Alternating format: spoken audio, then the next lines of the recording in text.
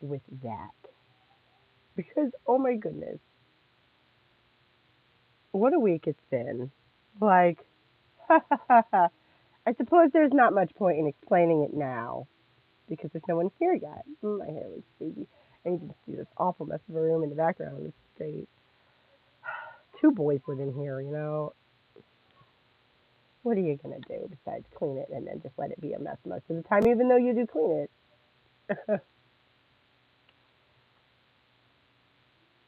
They're not in here now.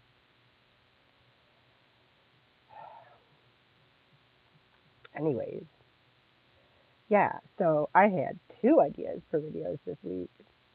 Neither of them got done because I spent the entire week typing up my book. I did not expect it to take that long because I had it started already on Monday.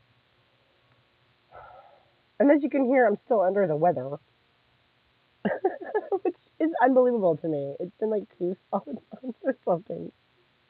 I, and oh my goodness, you guys, Google. Well, somebody stopped by, but they didn't say hello. Like, I wish this stupid thing didn't make, I don't know. I should just ignore it, right, and go on. But so, yeah, Google. Oh my gosh, Google, you guys. So I was up late 3 nights this week, just typing like a mad woman, trying to get the damn thing typed up because I wanted to give y'all the link to the last to finish draft. So in the live today because y'all are so amazing and wonderful and support me all the time.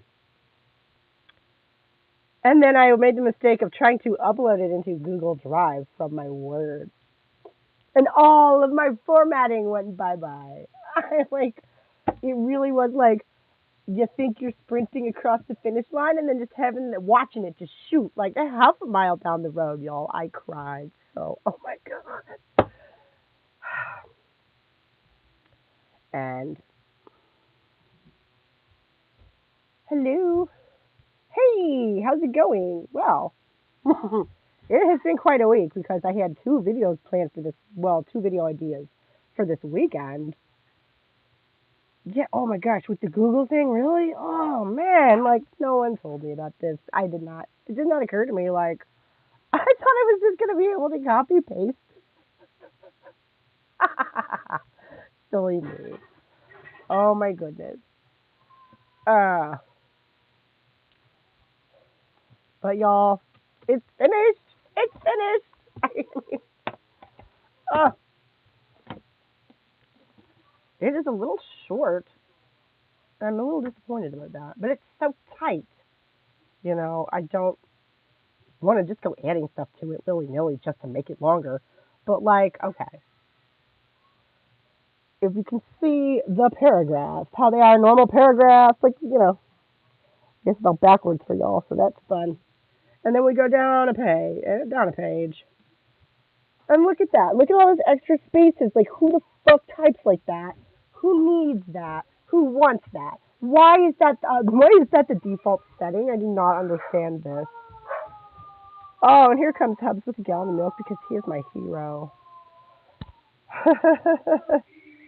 my life is just a little bit falling apart. Honestly, I didn't do the shopping that I meant to do. I barely got the laundry done this week because I was just trying to get the book done because I wanted to show it to y'all this weekend.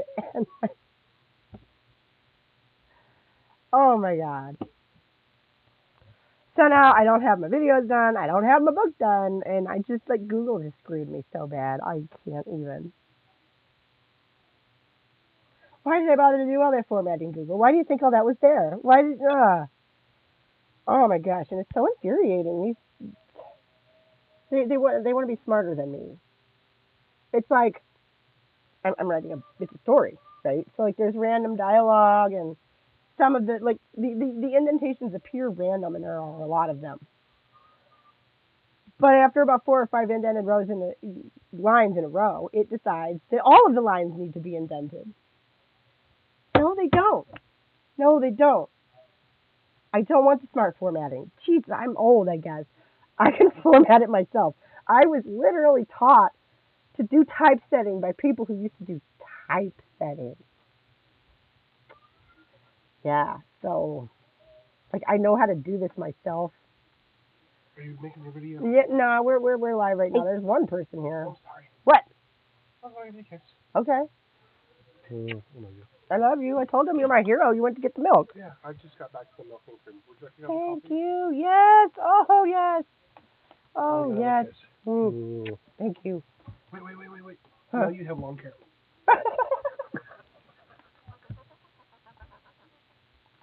This man is growing out his hair to give to cancer children, y'all. Like for real. Who does that? I don't know. It's pretty amazing though.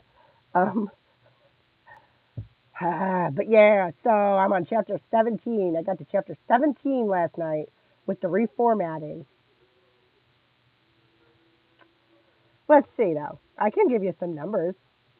We're looking at 35,263 words, which is a bit short for a novel, but it's tight. I would love some feedback. Which is why I wanted to give it to y'all on a silver platter, the link, so that you could go and read it. You know, as much or as little as you like, and tell me what you think. You know, I thought that might be fun for some of us. And if you're not into that, you know, a lot of people are here for just the political commentary, and that's fine. I'm not taking names, you know. And as it is, I guess I'll put it up in a community post whenever I get the fucker done. Because there's a decent chance I'm going to be uploading again tonight, finishing the free formatting of the. Oh my god.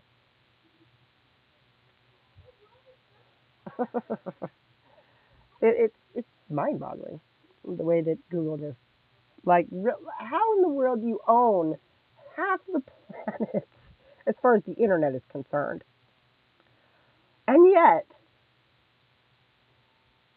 you know they've just created an image like a copy a mock-up basically of Microsoft Office, right, where you can do all the stuff you can do in Microsoft Office in Google, which is cool because Google is online, and then you know you can collaborate and whatever.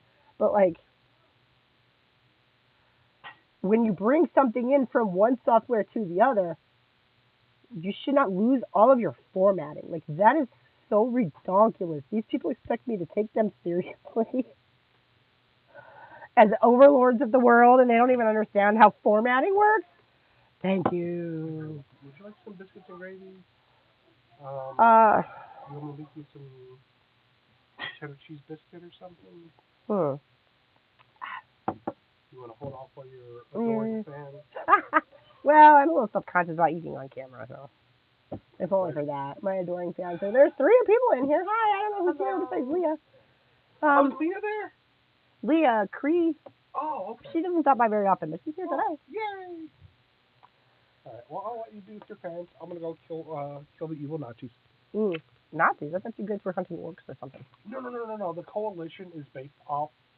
Oh.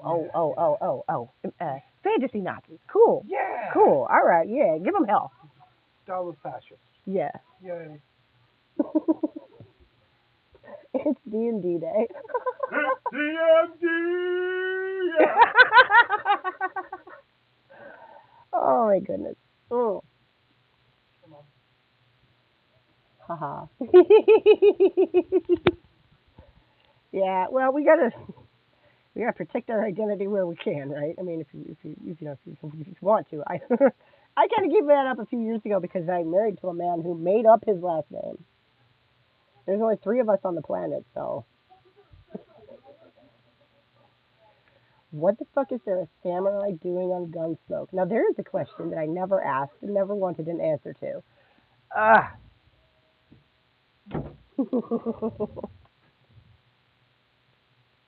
But now I'm curious. I don't really want to know.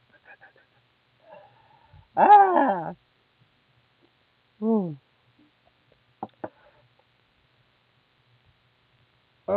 Well, yeah, that too. But like, my maiden name was Thrasher, which sounds like a metal band, right? And I've never really felt that it suited me. Let's mention that my dad, who of course I got it from, has turned out to be something of a severe disappointment, if I want to be vague. Yeah, so my son has that name. Make us a cup of tea. I have a cup of coffee. Does that count? I hope that counts. I love my coffee. Mm.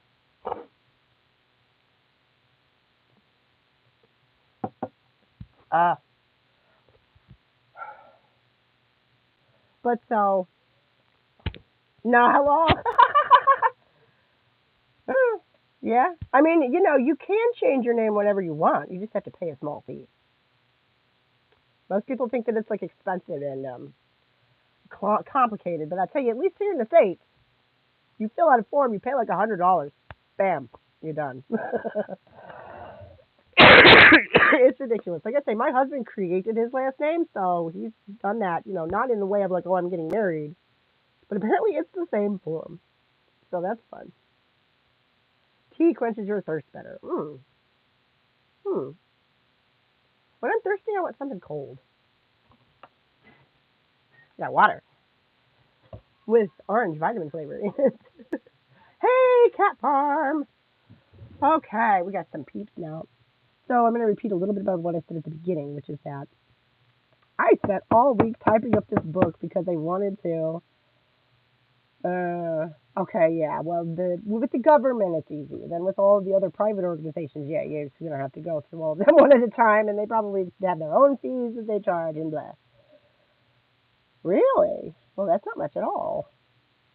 I guess she was a kid, though, huh? Have I done my hair color? Yeah, yeah. I went brown because it's going to grow back out.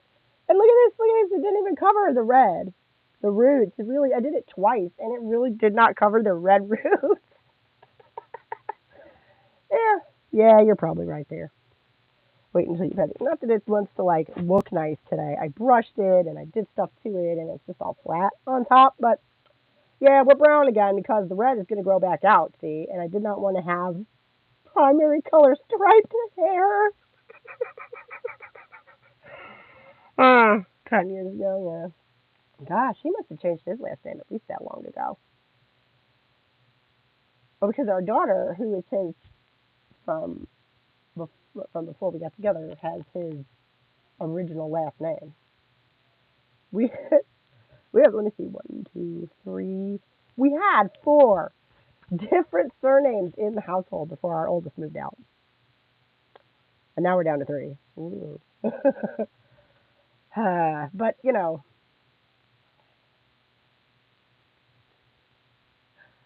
that was part of why, actually.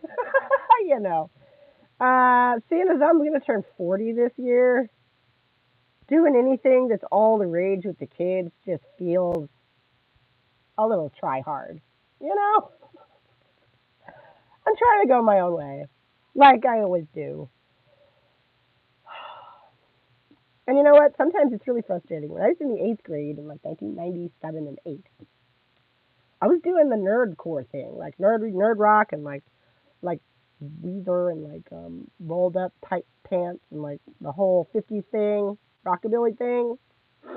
And everybody made fun of me and asked me when the flood was and all this stuff. And then like 5 years later, everybody was just like I had been in middle school. I'm like, what the fuck is going on? Life is so weird. Anyway, so yeah, I was up late like 3 or 4 nights this week typing up the book because I wanted to have it, and I had a couple of ideas for videos. I ran out of time, and my life is sort of falling apart just a little bit because I have been totally do anything now that you can. I mean, I've just always had so much more success following my, the beat of my own drummer. I don't know. I can't, like, I'm not even good at following the crowd. That's the thing. Like, I've tried and I'm bad at it. So, like, they can tell I'm faking it. I swear to God. Mm. But yeah, so it is finished, and we got 35,263 words. I'm a professional. Get help. Yeah, I mean, I got a little bit of defiance in me, but you know what? I'm a redhead. People expect that. Normal people don't have to try to fit in. Exactly. They don't. It just sort of comes naturally to them. And when you're trying, they can tell. Are you saying I'm not normal? Hmm. No, but normal people don't write books either, usually. Yeah, that's all right. Normal people are fine, but, they got their things that they do, and weirdos have our things that we do. Like write novels. Like spend an entire week typing up a book and then, okay, so here's what happened in case anybody missed it. Ah, I spent all week typing up this 35,000 word. Aw, thank you. You guys too. You too. Really. I love that we have this vibe. And that is why I am here. Like I say, I spent all week doing this. I am so exhausted. And as you can probably hear from my voice, I'm not quite on the mend yet from whatever this ridiculous thing is I've been fighting against. And yeah, so I had it all done, all 35,263 freaking words of it. And then I went to copy it over into Google so that I could share a link with y'all. And all of my formatting.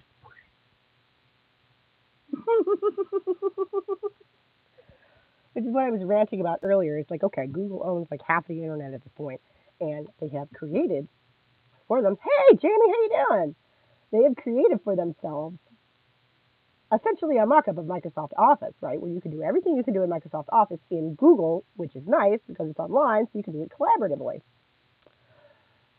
So why in the world would I go to just copy paste something from one thing to the other thing? Honey in your coffee. Ooh, that's a good idea. Let's go do that. Oh my God, let's go through the living room. In a minute, in a minute. But yeah, how am I supposed to take Google seriously as the overlords of the internet if they don't even understand how basic formatting works? This is so sad and frustrating and weird. I, I got all the way up to chapter 17 last night before it was like 2 o'clock in the morning, and I just couldn't anymore because everything is double spaced. Everything is double spaced. All of my page breaks are gone, so stuff is just lumped together. And I can't give it to you like this. I can't send my baby to her first day of school in dirty clothes with her hair all messed. That's what this feels like. You hate honey? Well, that's a new one on me. I don't think I've ever heard anyone say that before. That's okay. My high school boyfriend claims to not like cheese, which is so weird because there's so many different kinds of cheese. You can find cheese that tastes like almost nothing. Hey, Mary, how you doing? Oh my goodness! Oh, I'm gonna have to repeat the thing about the book again. I'm so sorry I don't have a video for y'all, like a real, actual good, I had a couple of ideas that I wanted to do this week. Hey, Mary, I'm sorry, what's the matter? Oh my God! Are you alright? Like, are you in the hospital?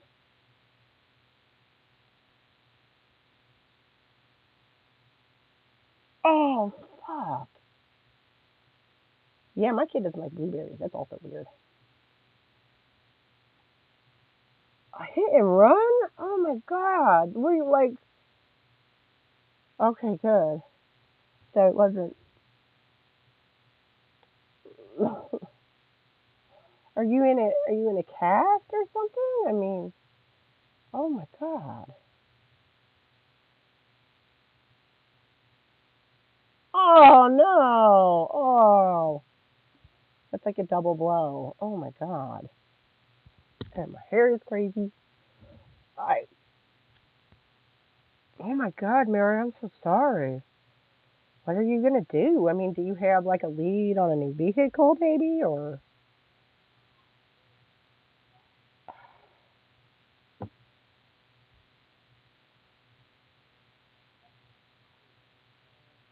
Well, I'm sure she's insured for that. I mean, Because, like, a hit and run like that is going to be the other person's fault. Okay, Leah, have a good day. I'll see you around soon. No, yeah, the rentals are. I don't know.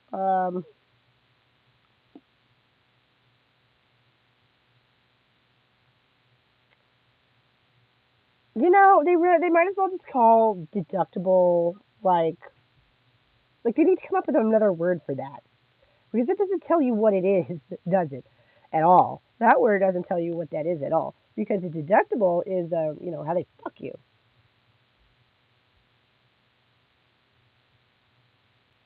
Oh, oh my god. Who's at fault? That's true. That could be very aggravating. What is what, Leslie?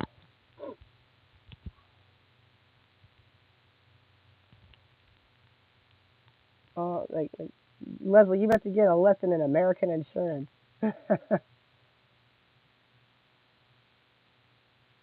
Oh, oh, a deductible. A deductible is the money you have to pay before your insurance kicks in. Yeah, that's what that is. It's the money that you have to pay anyway. Me and Ran? Oh my god. Were you turning left, honey? I'm trying to picture it.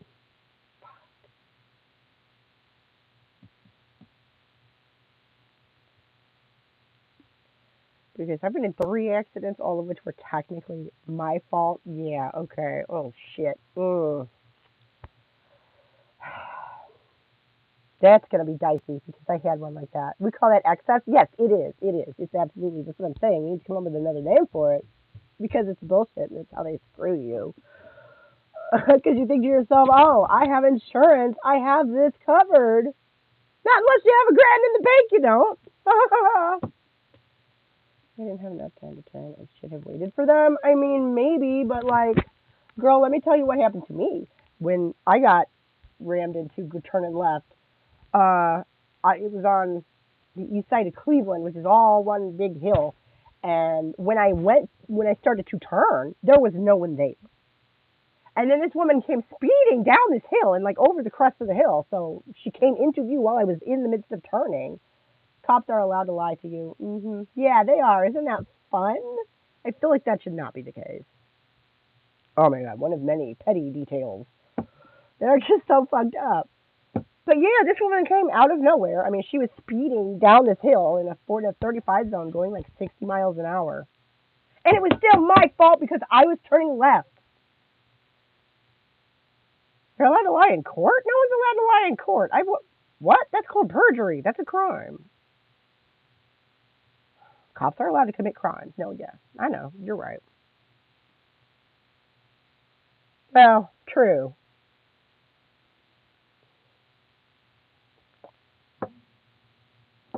Your friend said he was driving.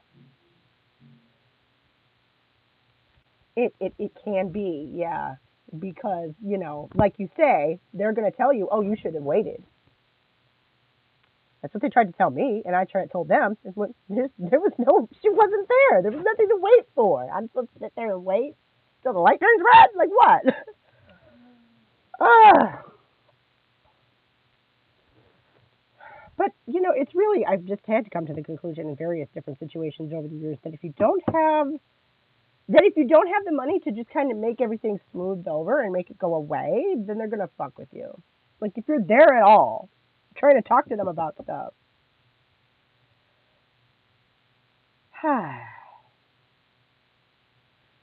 Well, and you said that they sped up, so I mean, I don't suppose there's cameras at this intersection. Right, exactly. Your crime is being poor. Exactly. And rather than, understand that this is circumstances beyond your control, they fucking judge you for it. Because a lot of people don't know this, but like, one of the really foundational cultural pillars of the United States is the prosperity doctrine. Yeah, so those people have been here from the very beginning. Oh, of course. Oh my gosh. Oh. And you can't work, so like you're probably worried about, income, obviously. My God.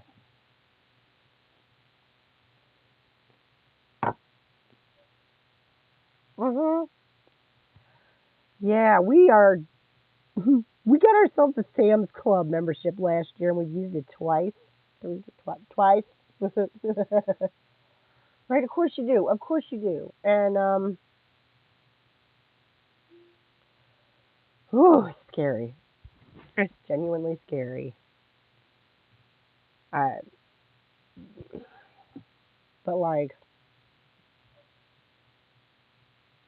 yeah, the prosperity doctrine. See, if you're poor, that means you're a bad person. If you're poor, that's because God doesn't love you. Mom, I'm very generous. See, okay, that's what I was asking. Like maybe if you had another car lined up or something, like your social network. Maybe there's got to be somebody around you that you know, right, who's willing to at least give you a leg up or something.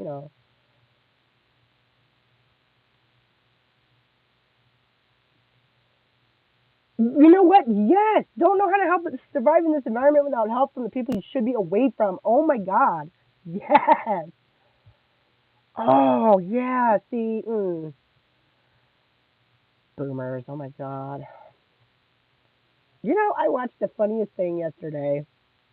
Crystal and Sagar were talking about how millennials are becoming less and less conservative, and I was just like, well, yeah, because like if the status quo has fucked you repeatedly, why in the world would you be in support of it?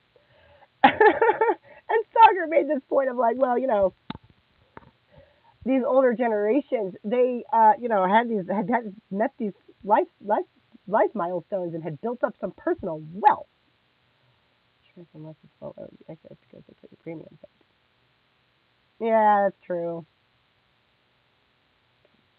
Yeah, you know what? Shouldn't we all, right? Who knew that? Oh God, what's her name? What was her name? Oh God, the girl who did just that. What was her name? Oh my God. Oh my God, the one who like tried to be like the low rent Marilyn Monroe her whole life. Oh my God, what was her name? Anna Nicole Smith. Thank you. Yes. Who knew that she had it right all along, huh? Exactly. Yeah. Who knew Anna Nicole Smith was right all along, right, ladies? Oh my God. Ah.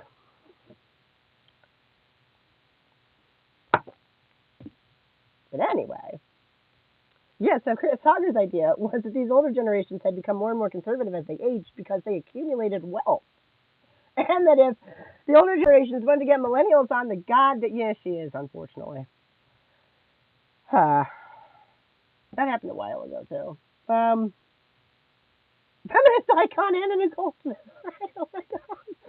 Really? Oh, I didn't hear about that. Oh, see, that makes me sad.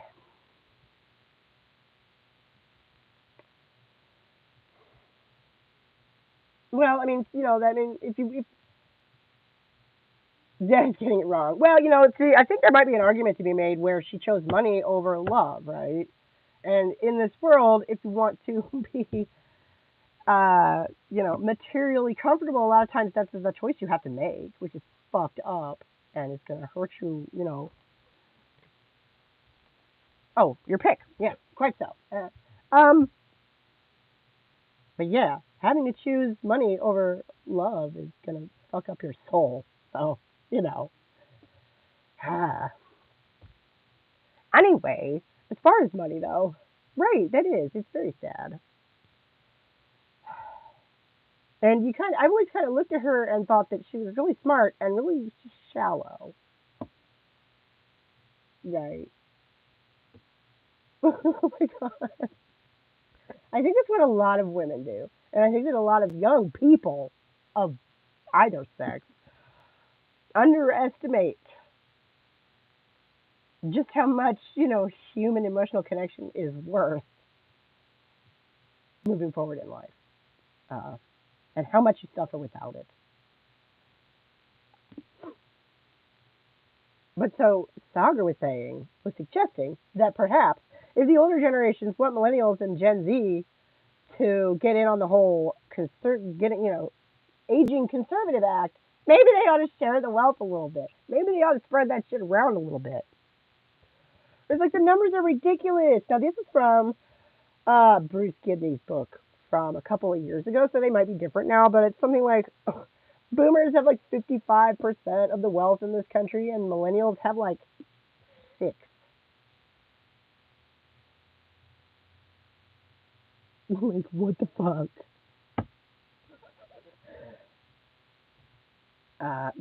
By the time my mom was my age, well, she had 3 husbands, which I don't want, but, you know, and somebody was saying something about Warren Buffett and how is it because he's just that good of an investor, or is it because he started his investing career during one of the biggest economic booms of all time? Who knows? He sure doesn't. I just turned these off. My battery will die. I tell you, I love these things, these earphone things. They're Bluetooth, but it's still. It will pass down to millennials eventually. Yeah, that's what I'm really hoping.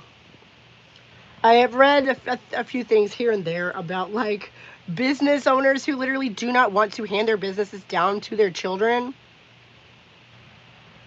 So they're going to liquidate it rather than like give their kids the generational wealth that they've built. Ouch. Did we decide? No. Here's what happened. The audio just got way better. Oh, I bet I had my hand over the thing. I'm so sorry. Oh my god, I probably had my hand over the microphone. All right. No, what happened was I had a couple of ideas for videos this week, and then good to know. Thank you. I will endeavor not to do that again. Wow. Okay.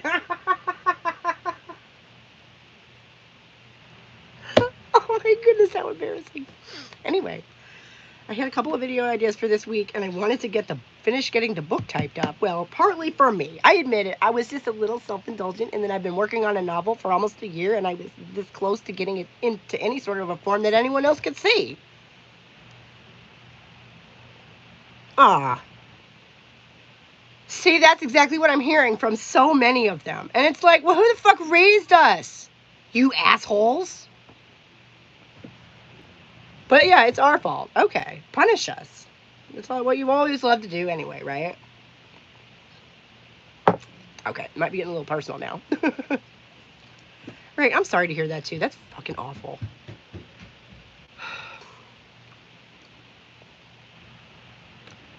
I mean, I almost want to say you should get a lawyer before the old man dies. And see if you can't get some rulings on that, because there's legal precedent. There's gobs and gobs of legal precedent that ship should be yours and not some randos.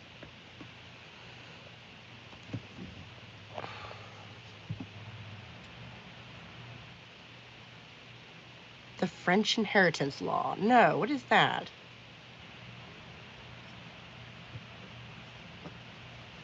Oh no! I forgot my cigarette. The law. The law is to get split evenly between the children.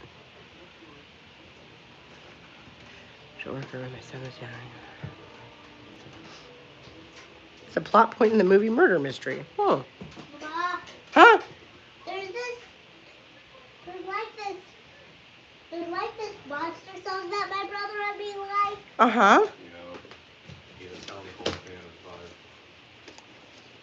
Congratulations. Adam Sandler and Jen Aniston? Oh my gosh, I missed something. Oh my god, is that a child? Yes. Yes. That's not cool, Jamie? Oh, I missed something. I was talking to the kids. Oh man, yeah, there they are. There they are. Look at that. My one's got the guitar and the other one's I'm right here.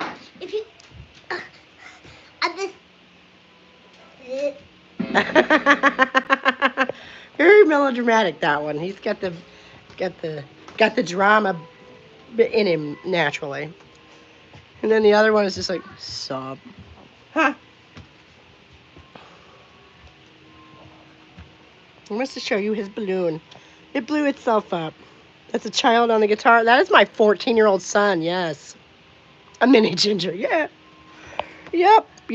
I got the one. 14. Actually, almost 15. Oh my gosh, he's gonna be 15 in February. What am I doing? What am I doing? Why did I come in here? I don't know. Yeah. The one on the guitar is my almost 15-year-old son. He is 5'10" and, weighs 220 pounds. He's the size of a grown man. Right, yeah. He's had scruff on his chin since he was 12. She's crazy. It's crazy. Can I set y'all right there for a minute? Does that work? Yeah. Okay. Can you still hear me? 5 inches taller than you. Oh my gosh. Yeah, the little guy's 5. That's right. I have my two like a decade apart. Would not recommend, but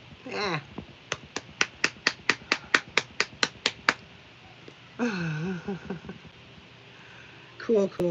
Okay. You are good. That was good. It's funny because I'm only good at like that because I raised some. So you must just be observant. 20-year-old, 8, 5, and 2. Like I say, you must just be observant. I don't think I ever would have like put that together. Although 6 years older is 10 inches taller than you. Oh my goodness. Cat Farm, honey, are you a pygmy? Her last at 48. Oh my goodness. You know what? I think my grandma did too, because when they put her in the home and she was an old lady, turned out that she was 8 years older than she had told my grandfather that she was. So he's 20. That's awesome. Oh my God. I 5'2". Okay, I'm 5'4". Your daughter's 5'7"? Lucky. I always wanted to be tall. My mom's 5'9". I always wanted to be tall. It wasn't gonna happen for me. I wasn't the shortest person in my family until my grandma passed. And now I am, but it's alright.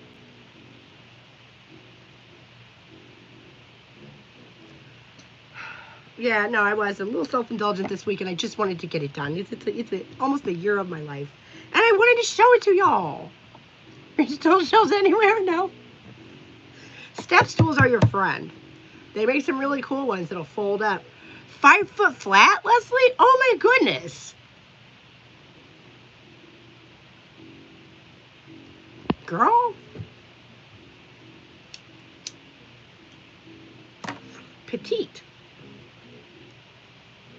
On your oxygen mask first. Yeah, I'm very bad at that, actually. I have this curse where if there's anyone else around, like I can't. See, we'll help each other out. It'll work out. No, but I have this horrible thing where, like, I really can't focus on myself if there's other people around. Like, even if I'm really trying to, like, I can't, people get tunnel vision and you, like, have to try and get their attention. I'm not that person. That's why I live alone. Yeah, well, that ship has sailed for me, okay? 5'1", but you're shrinking. You know what? I've heard that happens. Gravity makes fools of us all in the end, doesn't it? Phew. I'm going to lose that extra inch and I'll end up the same height as my grandma. Anyway. But yeah, and then oh my gosh, the Google with the formatting, like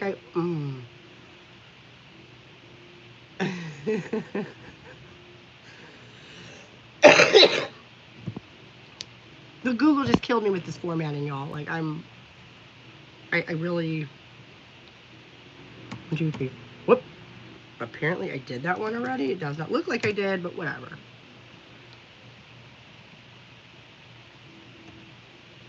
like, here's what we're working with here. Look at this.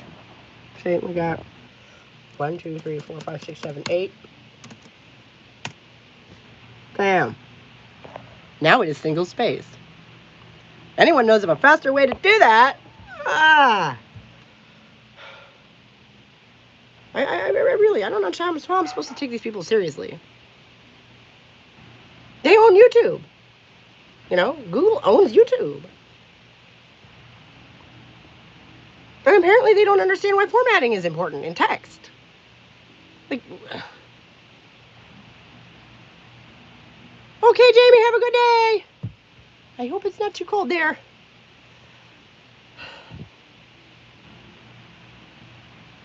No, and I guess I'm going to keep this a little short today anyway, just because I have a ton of work to do. Oh my, it was so devastating though. I almost threw my computer out the window when I realized that I had just spent 4 days typing this up.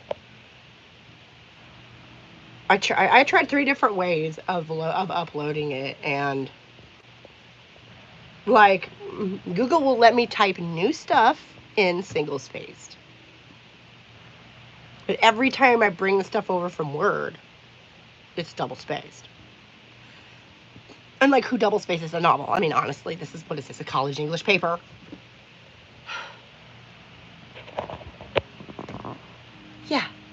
Yeah, like I say, I had just about threw my computer out the window, and I'm just gonna have to go through manually and reformat it all, either that or type it again. I'm not typing 35,000 words. No. I typed it. It's done. Oh my God. I thought it was done. Oh.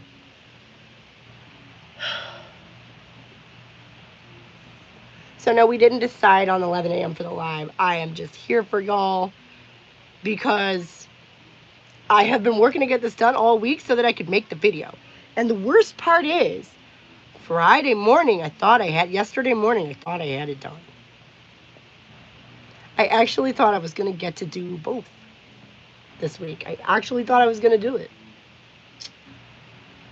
And then Google fucked me in the ass. Why not leave it double spaced? Well, okay, it's not just the spacing. It's also all of my page breaks are gone. Okay? So everything is just all lumped together. You know, and like some of the...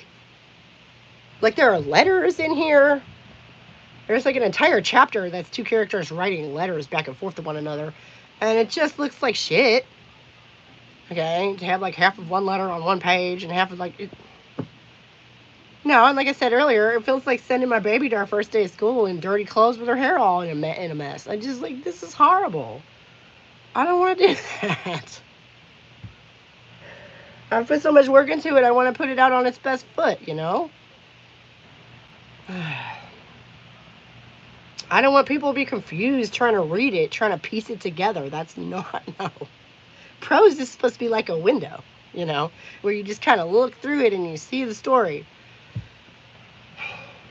It should not have to be trying to figure out whether this is a letter or whether this is a character talking or like, no.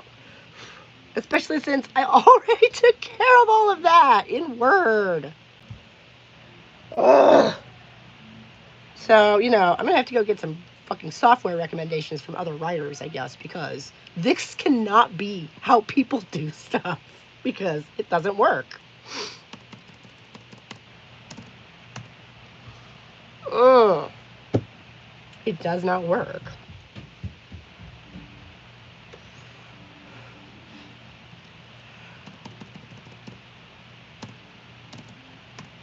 And you know what? I could probably just sit here live all day and just let y'all watch me edit it if I wanted. Like, people do weird live stuff, right? Like, on Twitch? Like, I saw somebody complaining a while back about this Twitch streamer who, like, got up and left the camera running and ran off for half an hour and made dinner. Which, like, you gotta eat. But, like, how is that? Just turn the damn camera off and come back. Like, I don't know. Maybe on Twitch they have some kind of some sort of a bonus that you get for, like, streaming longer, since that's all they do over there, and they probably want to keep people around. I don't know. But apparently, there are some people out there. weirdest kink is staring at an empty room. Well, that sounds like the easiest kink in the world. That does. That's like the lamest kink I've ever heard. I love it.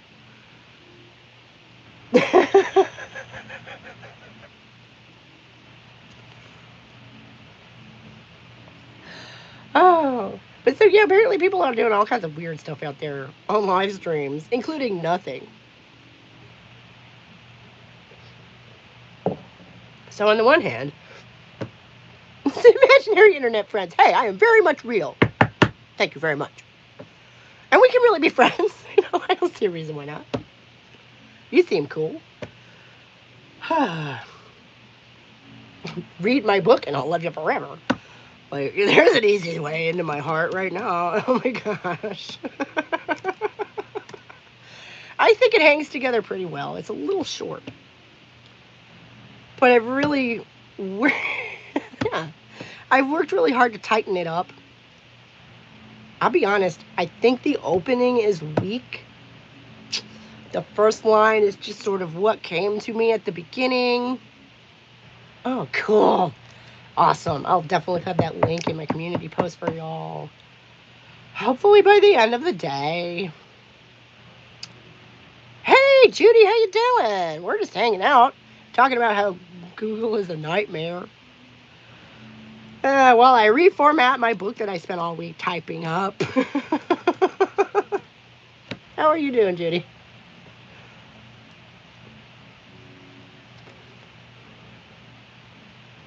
Yeah. The perpetual question, right? What we doing for dinner? I think I ask my husband that every day. He's my ideal man. Because if it was up to me, we'd have spaghetti like 3 nights a week. I mean, I love spaghetti, but also, I can cook. I just don't care. I don't know. Food is not a passion of mine. If I could live without it, I probably would.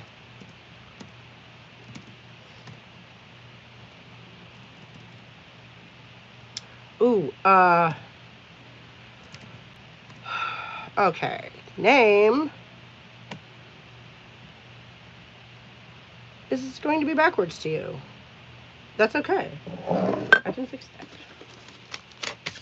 Because I don't try to say it. It's just sort of a mouthful. But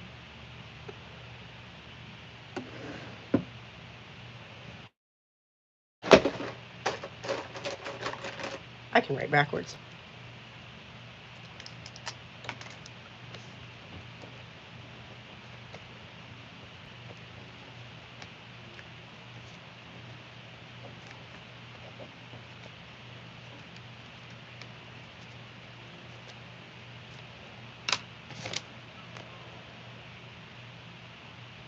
Yeah, there we go.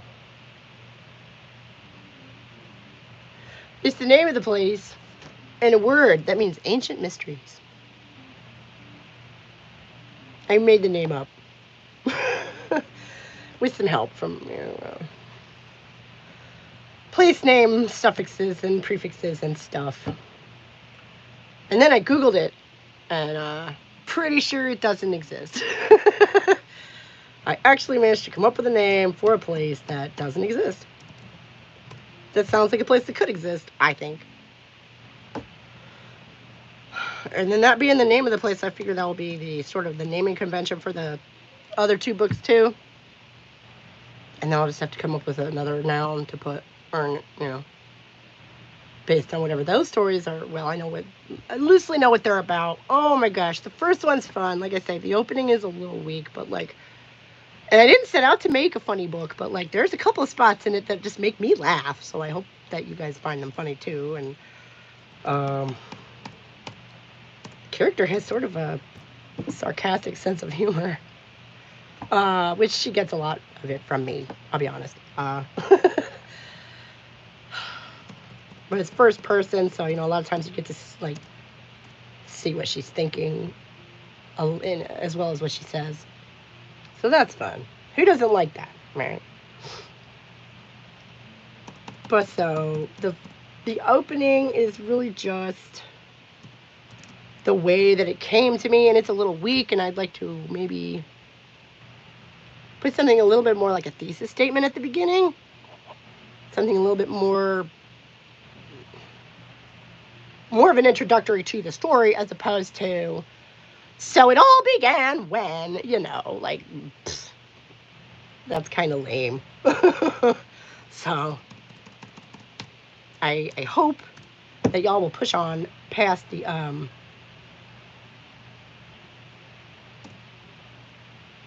oh, what?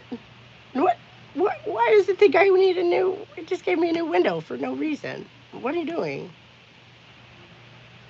Whoa! Whoa! Look at this. Look at this. Look at this. It just took me out of the file for no reason. That's cool.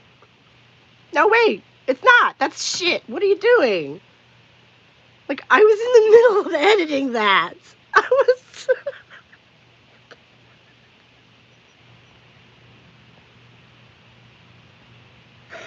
Why, Google? Why? Why? Oh my God, you guys.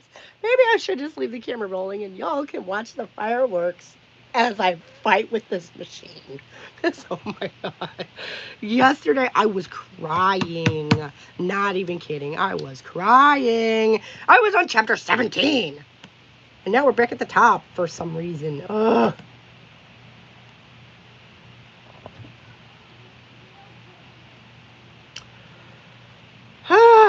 Okay. There. Now I have two lines that are stuck together when they're not supposed to be stuck together. Right here. Nope. There we go. Single spaced. Yeah.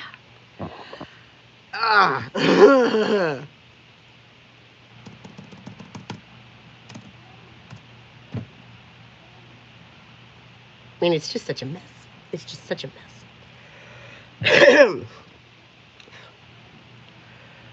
But I did have a couple of ideas. And you know what? You know, I really wanted to do... Well, I really like the idea of doing a response to that Vice panel. Did anybody watch that? I haven't watched it yet, but I watched Sydney Watson's video about it because she is very funny. No. No. It's set in the 1870s, so no.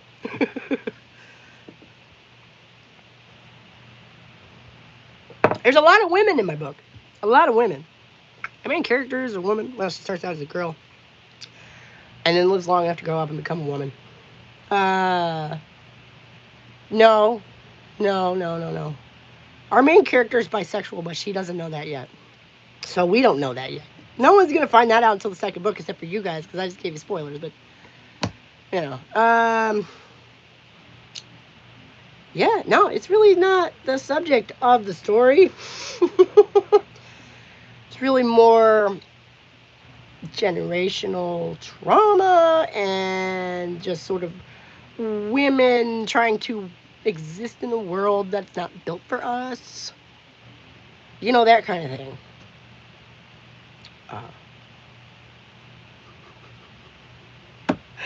Not overtly, no. I have said that, though. I have. Oh my gosh, one of the last things I remember, I was passing out last night at like 2 o'clock in the morning, was my husband saying, oh my gosh, and now they're trying to trans Joan of Arc. I'm like, yes, honey. I wrote an article about that like 2 years ago. Basically, if you're a woman through history... I don't know. Maybe did she like collect a bunch of stuff while she was on her trip or something? That's a good question. And that was the other thing. Somebody suggested that I should call into her show, and that was a great idea. And gosh, that sure didn't happen this week. Oh my gosh, nothing happened this week. I barely got the laundry done. Because I've just been only typing up this silly book. Oh, and it's terrible when something is a passion project and then... No? Oh my goodness. Where was that? I mean, in the States, obviously, but where?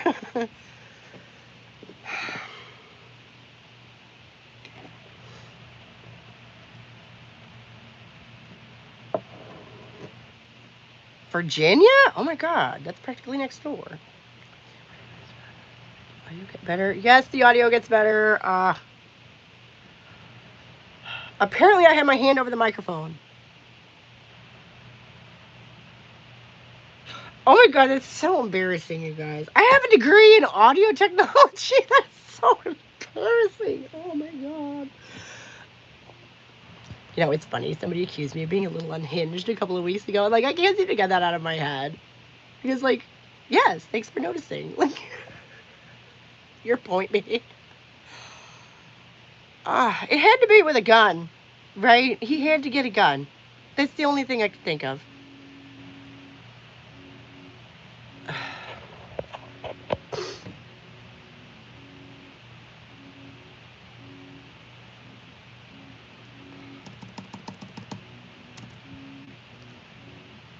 Oh, she didn't die.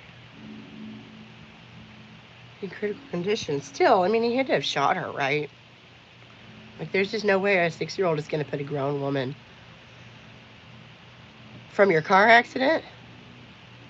That's easy to get, really. Honestly, people don't understand, like, how delicate the brain is. Oh, my God. Like, I had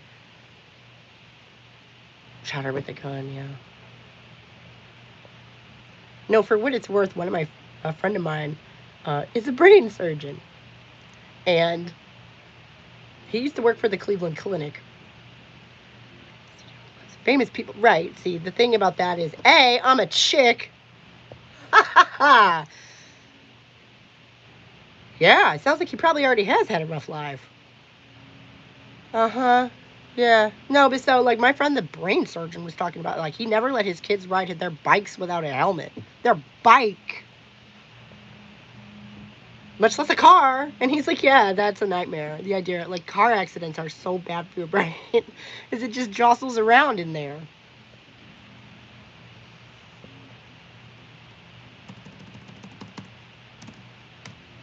This guy was brilliant, too. He used to work at the branch of the Cleveland Clinic that no longer exists, that was down in the ghetto.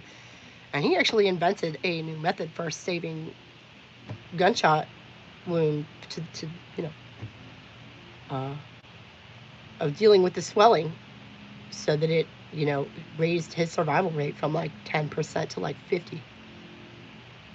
Seatbelt and well-bearing use a spine and abs to keep you upright. Oh, you mean you actually like sit up in your car? I do that sometimes too. Is that bad? Are we not supposed to do that? Huh. Right, and so you banged your head. That's what I'm saying. And, you know, you really didn't even need to be going that fast.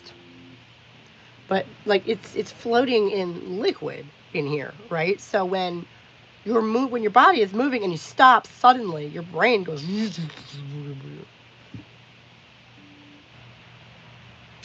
And the funny thing about that is the front of your skull has spikes on it, like on the inside.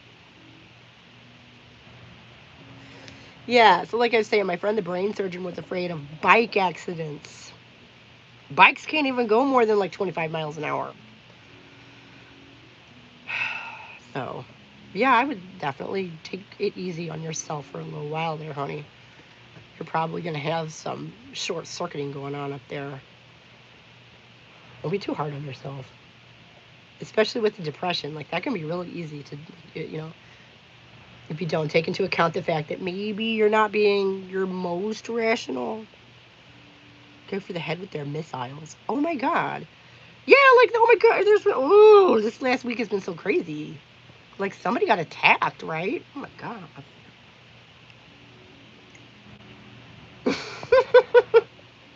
Bikes go faster downhill. Okay, fine. You're right. You've got me there. The point remains, you don't really need to be going that fast in order to devastate yourself in an accident. Bubble baths are great. Gosh, I guess you have to. Do you take medication for that? That one is the one that's always terrified me personally. Wow. Respect.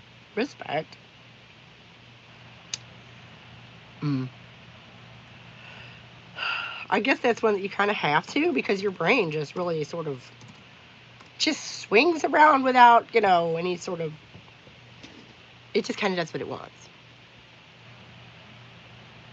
Plant-free ketogenic diet. Really? Hmm. Interesting. Plant-free? That probably takes some doing. 'Cause I know I was a vegetarian for a while, and yep. Oh. Like, I would be interested to see that study. I don't have anyone close to me who is bipolar, but that would just be really interesting to me.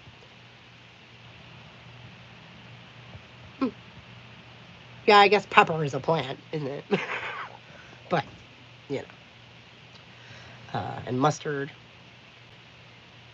Ketchup counts as a vegetable.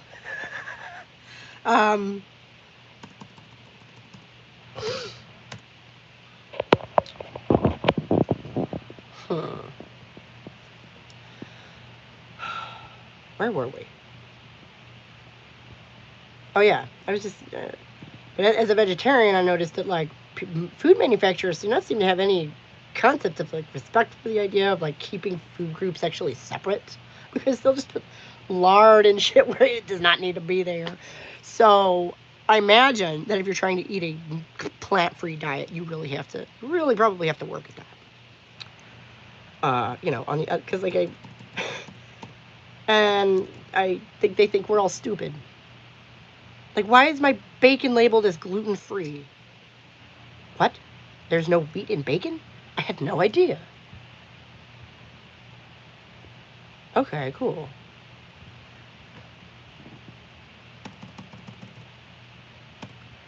You know, and I really love the idea that science...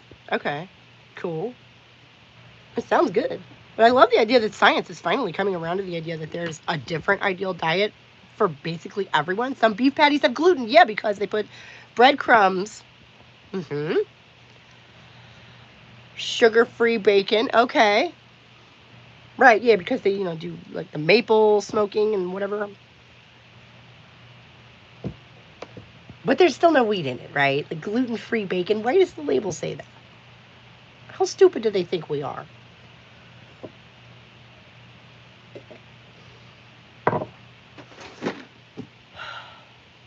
Oh, yes. Or olive oil. Does that count as a seed oil? Olives aren't seeds, right? Olives are fruit. I don't know.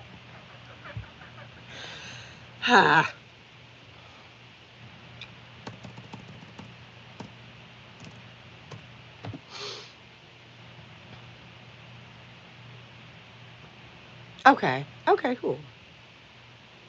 I know olive oil is supposed to be super good for you, for like keeping the elasticity in the old arteries. Okay.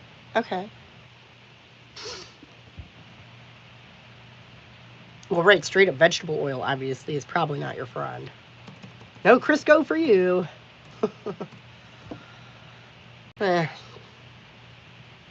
My husband does really well on a high protein, low carb diet too. That's what I was saying. I think it's really great that science has finally come around to the idea. Tea is good for the arteries too. Leslie's just all about the tea today. No, lard is good, but not when you're a vegetarian. Okay, and like you can cook without it. Like they could have made stuff without it, but they just decided to use it because, they weren't thinking that anybody was going to be trying to eat their stuff and be vegetarian at the same time, I guess. I don't have like a moral or ethical problem with using lard in cooking. I'm fat as your friend, as far as health goes. But like, as a vegetarian, I found it quite frustrating. Past tense, okay? Like, once I got pregnant with my first one, I was like, I need meat, and I need it now, and I never got over it. Suet. Not so much. In that I'm trying to remember exactly what that is. Is that the scrapings from the inside of the... Yeah, that is why I was vegetarian, because I love animals and because factory farming is evil and all of that stuff. But again, this is from the time I was like 12 or 13 until about 10 years later when I had my first son. Because I don't know how anyone can do a pregnancy and be vegetarian at the same time, but I sure couldn't because I was po. Okay, so Whatever the fancy shit is that they buy to get enough protein and vitamins, I could not get. I just went. That's why I don't eat their food. Oh. Look at Mary raising us a level. I love it. Right? Oh, babe was. Oh my gosh. That'll do, pigs. That'll do. Yes. Oh my god. You know, I wanted to show that one to my kids and I could not find it. Like, I would have had to order a DVD off of Amazon. It wasn't on Disney. It wasn't on Netflix. It wasn't on any of them. Not Paramount, like, not nowhere. Take from them. Mm-hmm. Yeah. Well, I mean, and the system is all fucked up, but, you know, I ended up deciding that I can't help anybody if my brain's not working right because I'm malnourished. Yeah. How did that go for you? Vegetarian for 2 years? I was off and on for a decade. I'm not going to say I did it straight for a decade. Well, vegans. Vegans are a special breed, aren't they? Right, so that's what I ended up. I'm like, no, I need to just start listening to my body. I need to start giving my body what it needs to function properly so that I can think straight, because I'm not going to be any good to anybody, including myself, and certainly not my kid. Okay. Yeah. And they're thin though. Don't we all want to be thin? Come on. Oh my God.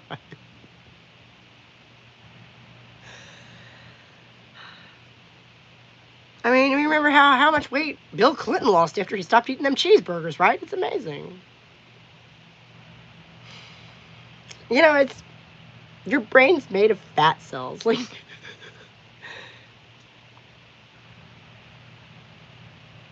vegan and anemic, yeah. Eat free range. That's cool. You can get thin on a carnivore diet. That's what I said. That's what happens to my husband. When we go low carb, he drops weight like that. But not me. Like, we did it together for 3 months once. He lost 15 pounds and I lost nothing. And, you know, I think it really comes back to the individual and your personal body needs. Was Bill Clinton heavy? Oh, yes, honey. Back in the 90s? Oh, yeah. He was, a little round. And then after his presidency, he really kind of... My personal theory is that he was a little depressed. Muscle weighs more than fat. Right. It's not so much about the number on the scale, is it? No, that's definitely true. But I think that, like, the keto diet does not... No, but I didn't lose any inches either, because we were measuring inches, too. Not just when Monica was around. Oh, poor Monica. Let's leave her out of this. I mean, if we're gonna, you know, we can at least talk about Jennifer Flowers or somebody who was a grown woman at the time. My personal suggestion, anyway. No, I just remember, like, he was a big mouthpiece for veganism about a decade ago. He made the rounds on all the talk shows.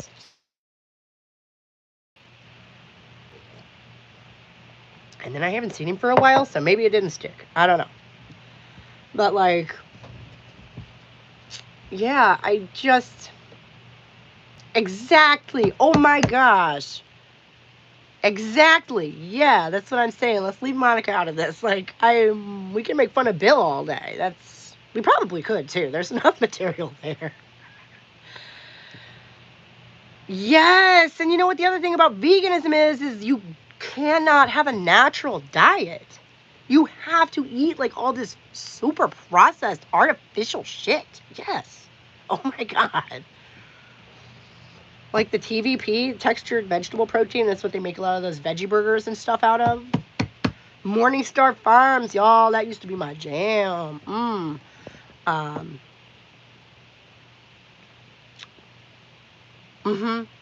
Yep. No, agreed. I thought of that myself, too. Yeah.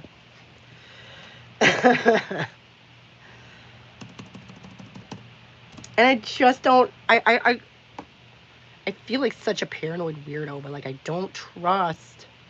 No, it's not that nice. Right, yeah, see? He's a freak, and we could make fun of him all day.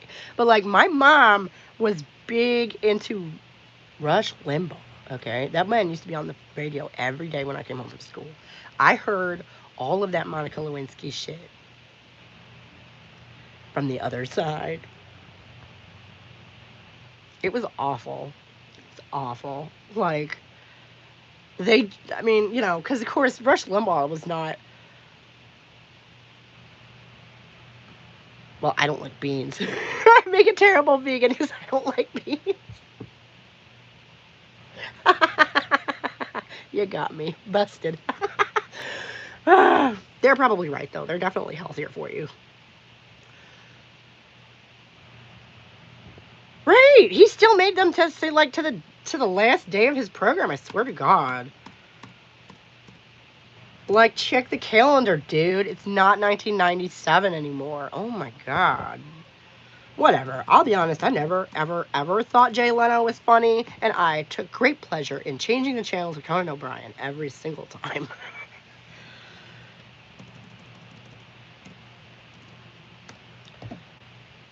Right. She is doing really well now. That's one of the funniest things about it is she came out from that whole situation better than any of them. And Rush Limbaugh's dead, so fuck him. I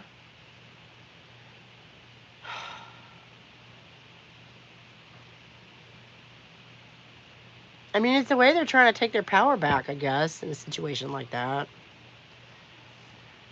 I mean, the thing that Monica learned, I think, is that you don't need to take your power back. You just have to wait. No.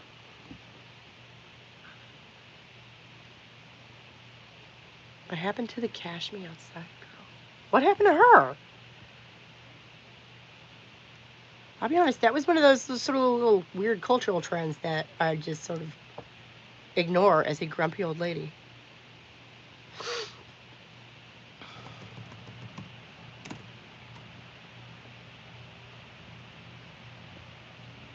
No, yeah, I mean, there's no way to know if you're right about that, but there's a good chance.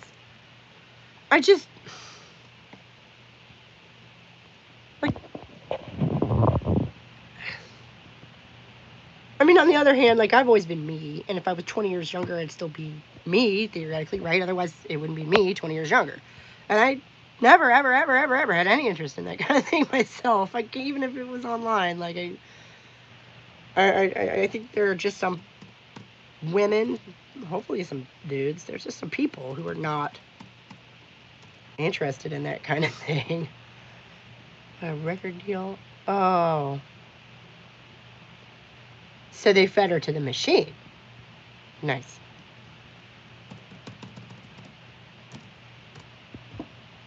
That's fucked up. Not unexpected, though, I suppose, right? Yeah, that's what I was going to say. Like, I really just don't trust anything that comes down the pike anymore. I don't. Because there's somebody at the other end. Fucking gatekeeping shit from even getting in the first place. The only shit that even gets let in to the cultural media pipeline is pre-approved shit now. You know, you're not going to go and find some mainstream anything that's doing something that nobody else is doing. Like, you're just not going to find it. The only people who are doing anything unique are independents who are never, ever, ever, ever, ever going to get invited to the media, the mainstream party, because they're doing something different. So, yeah. I'm pretty sure I just described a stagnant culture, didn't I? Wow, we all know what stagnation leads to, right? Decay.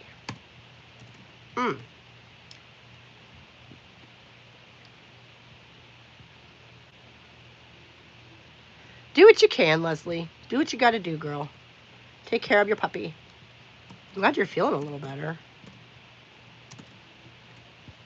I mean, you see, this is the thing about, like, what I'm dealing with. Like, I feel all right until I actually try and get up and, like, move around for any significant amount of time. And then I remember, oh, yeah, I'm sick. And it's been like 2 months, and it's not COVID. We tested for COVID. I don't know. Does anybody know about some of the other things that are supposedly... I've heard some chatter about other stuff, other nasties that are supposed to be out there running around this year, but I have not gotten around to looking it up yet because, well, I am writing. And it's been so weird because I hate to be so pretentious as to think of this as a big project. But it kind of is. Maybe I should start thinking of it as a big project, and then I will manage my time better rather than thinking to myself, oh, I will just sit down for a couple hours and whip this out. No, you won't, Sarah. It will take you 3 days.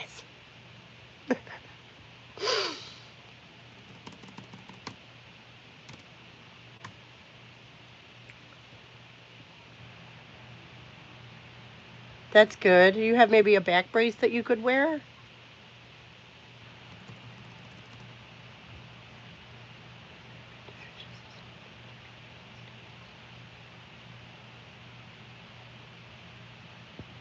Okay. That sucks. But again, this is like the sickest I've been in years and years and years. So if I had COVID, and that's why this is so bad now, then the COVID must have been comparatively mild because I didn't even notice it.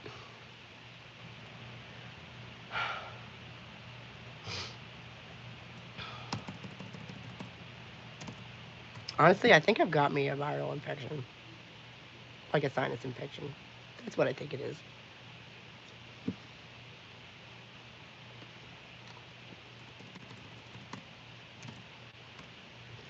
And it's running through the house.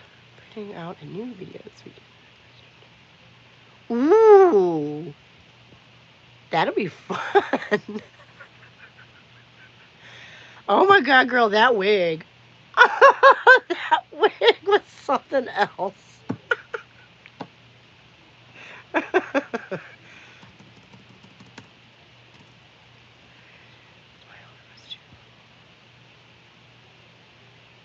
Why are we comparing this to HIV, though? I mean, is this something that you just carry around for the rest of your life and can pass on without knowing it? I mean, is that what we're saying? I hope not.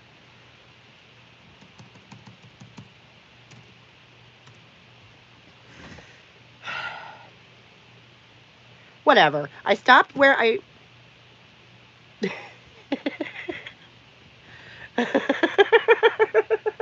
No. Your dander identity is valid. I don't mean to make fun. It's just, it was really, really something. It was really amazing.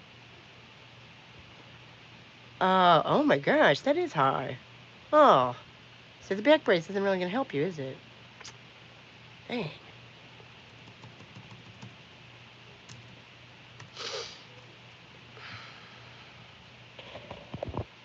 Oh, my hand.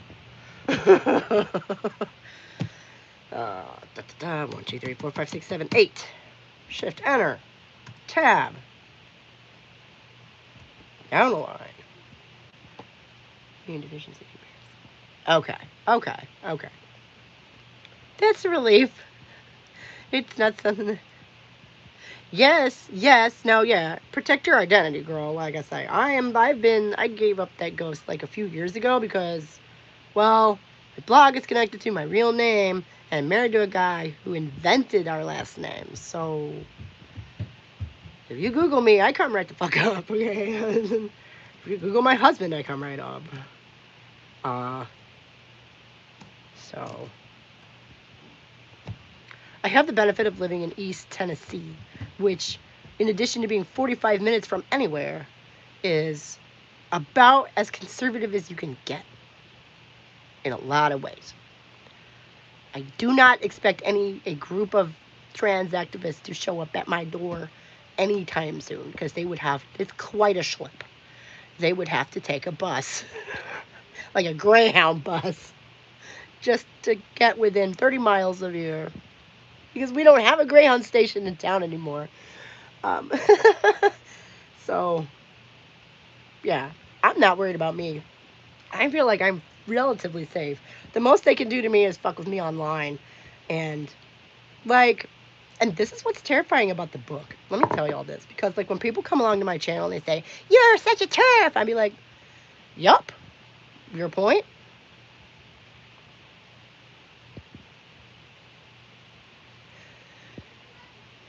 Oh. Yeah. Oh my god. Yeah, you are. Like I say, and I don't begrudge anybody trying to protect themselves. Do what you gotta do. And the wig wasn't bad. It was just something else. It was like, oh, all right. And as far as your white count, I mean, at least that means that like your immune system's got to be on like high alert, right? You must not get sick often. That's got to be a plus, right? If we're looking for upsides.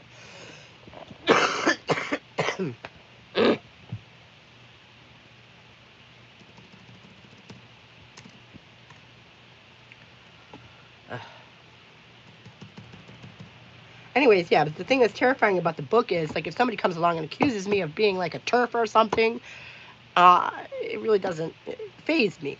Or, you know, they accuse me of hating trans people. I'm like, nope. So these are things that I can just pretty clearly know that they're just talking out their ass, right? But if somebody comes along and tells me my book is no good, you know, like I have no recourse. I think it's good. Of course I think it's good. We all love our babies, like, right?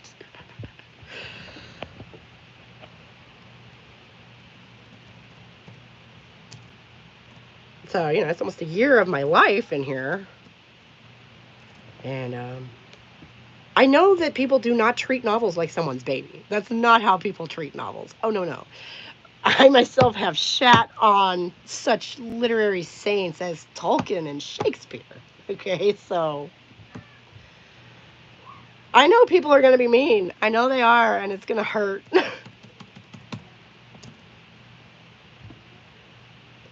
But if you ladies have any constructive criticism, I trust you will deliver it in such a way that is not abusive. In fact, I'm hoping for some constructive criticism.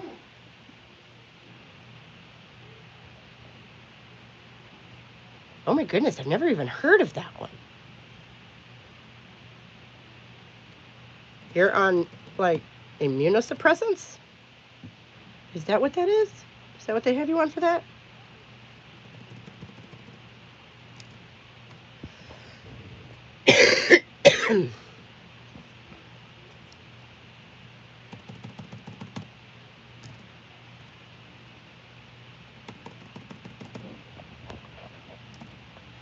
I apologize if I miss any of the chats. I am just trying to finish. 1, 2, 3, 4, 5, 6, 7, 8. Shift, enter, tab. Times 1,000. 1, 2, 3, 4, 5, 6, 7, 8. What up? Do you need me? I love you. That's it. Okay. I'm still waiting on them to show up. Are you serious? Yeah. Those bums. Well, that's all right. Alex is just really late at waking up. So I jumped into the Slack room and I was helping my coworkers out. I got 3 or 4 people working Saturday, so. And I'm listening to book. I liked one Irish song, so Spotify has turned my entire playlist into Irish songs. And if I didn't like Irish songs, I'd be really upset. But I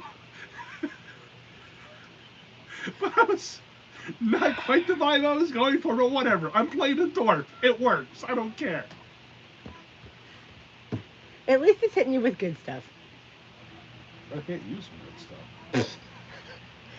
Yeah. Are you having fun today? Yeah, we're doing all right.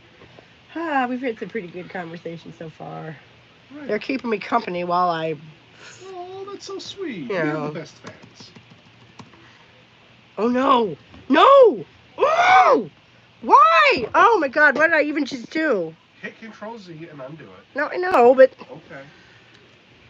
Babe, when I put my character's backstory in OneNote, it did the same thing. I feel your pain. I'm sorry. That's all right. I just eventually ended up taking screenshots and posting the screenshot in OneNote.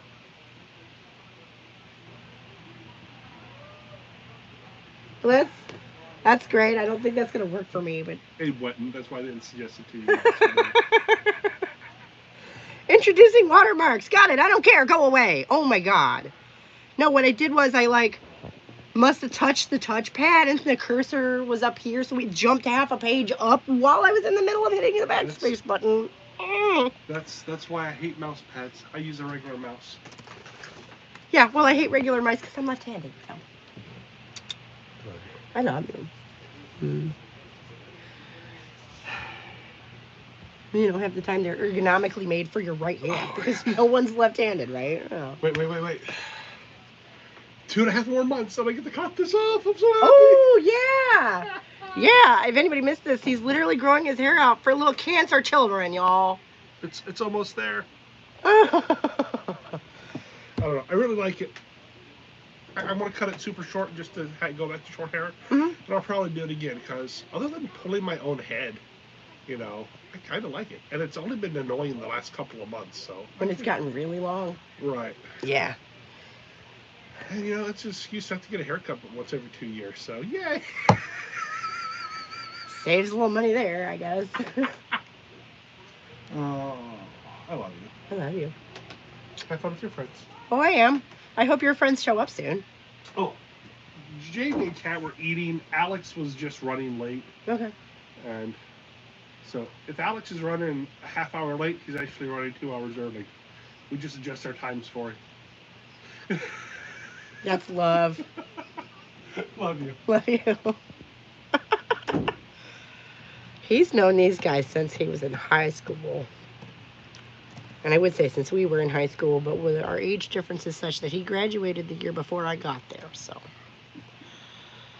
But yeah, he's known his friends, Jamie and Alex. Jamie is a dude named Jamie.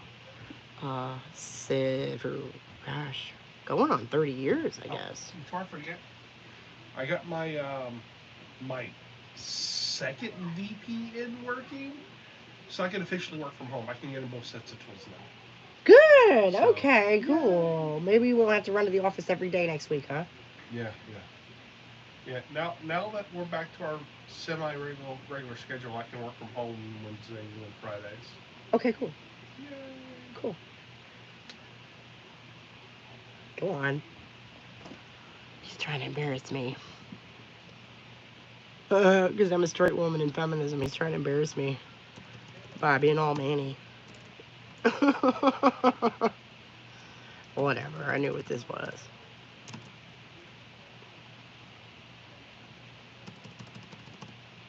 I mean, hopefully no one marries a man expecting anything different, right?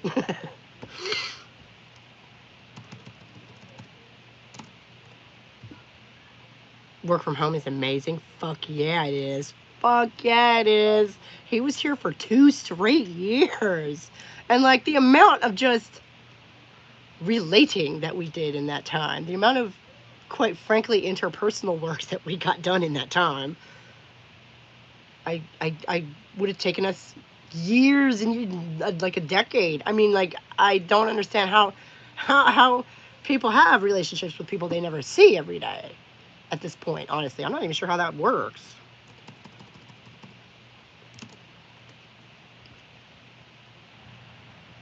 Not to mention, just for the worker, if you have to. Okay, have a good day, Leslie. Love you. Mwah. I'm so glad you're feeling a little better.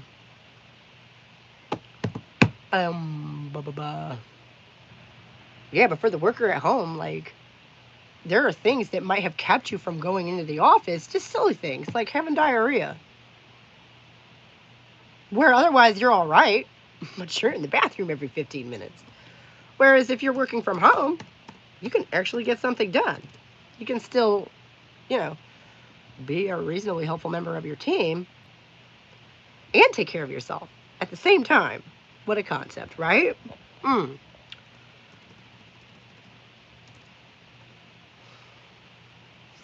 Or, you know, I'm not saying that people need to work while they're sick, but, you know, just little things that might have, or like if your kid is out of school randomly. That happens a lot around here. This school system drives me freaking crazy. Like, don't even get me started. We're still in chapter 17. 1, 2, 3, 4, 5, 6, 7, 8. Shift enter. Tab. Down 2 lines.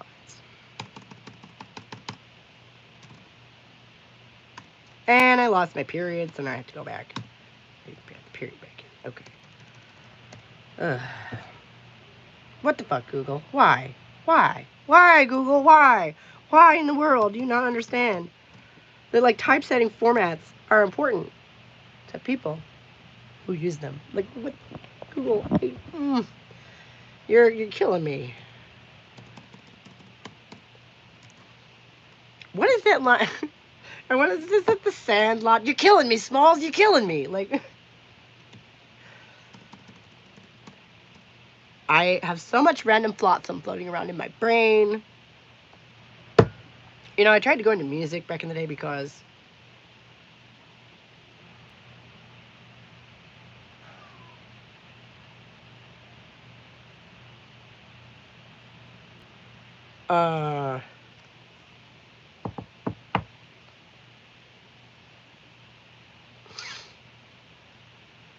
yeah, my brain is just like a jukebox or like a tape recorder.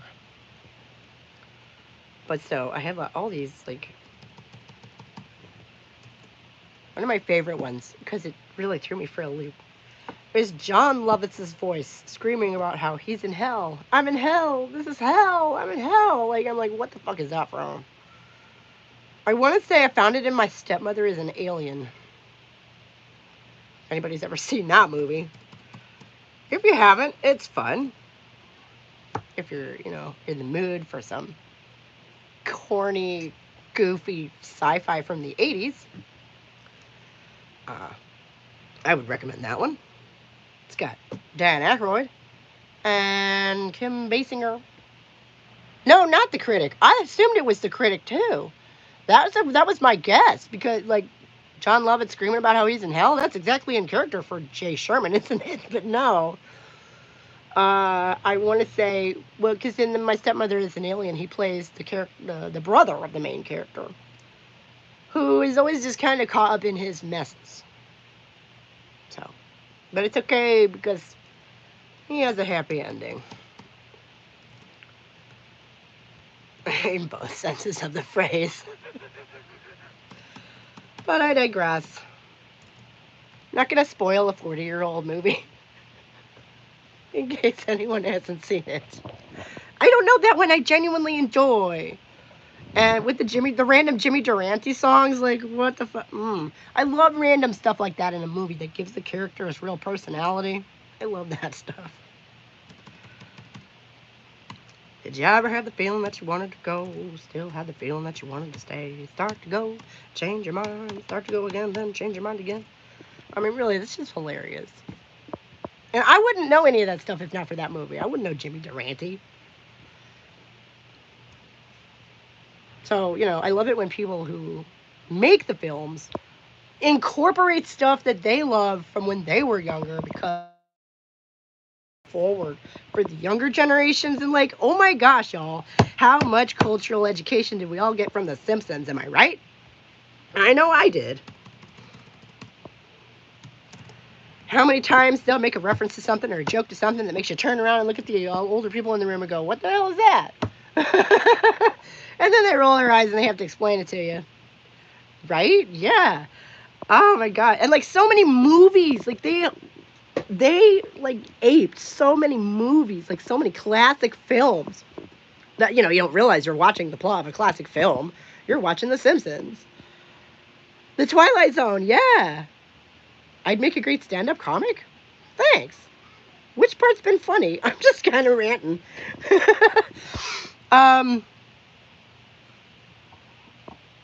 But yeah, how much cultural education did we get from watching The Simpsons? Because those writers really, I get the sense that they just loved a lot of that media so much. You know, they were homaging.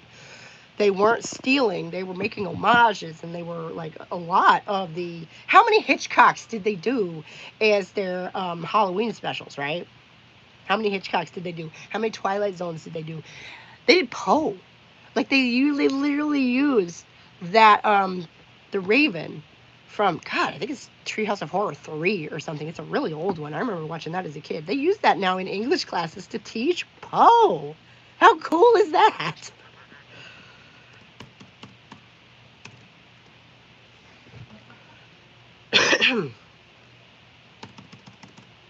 No. But she hasn't yet. Period. Quotation mark. Oh, I fucked up. Okay. Down a line. There we go. Has anybody ever had the experience of like having something half memorized that's 150 pages long? It's weird.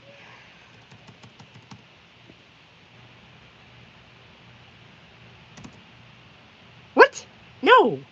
Why did you do that? No one asked you to highlight that. What are you talking about? What are you doing? No. No. Oh, God.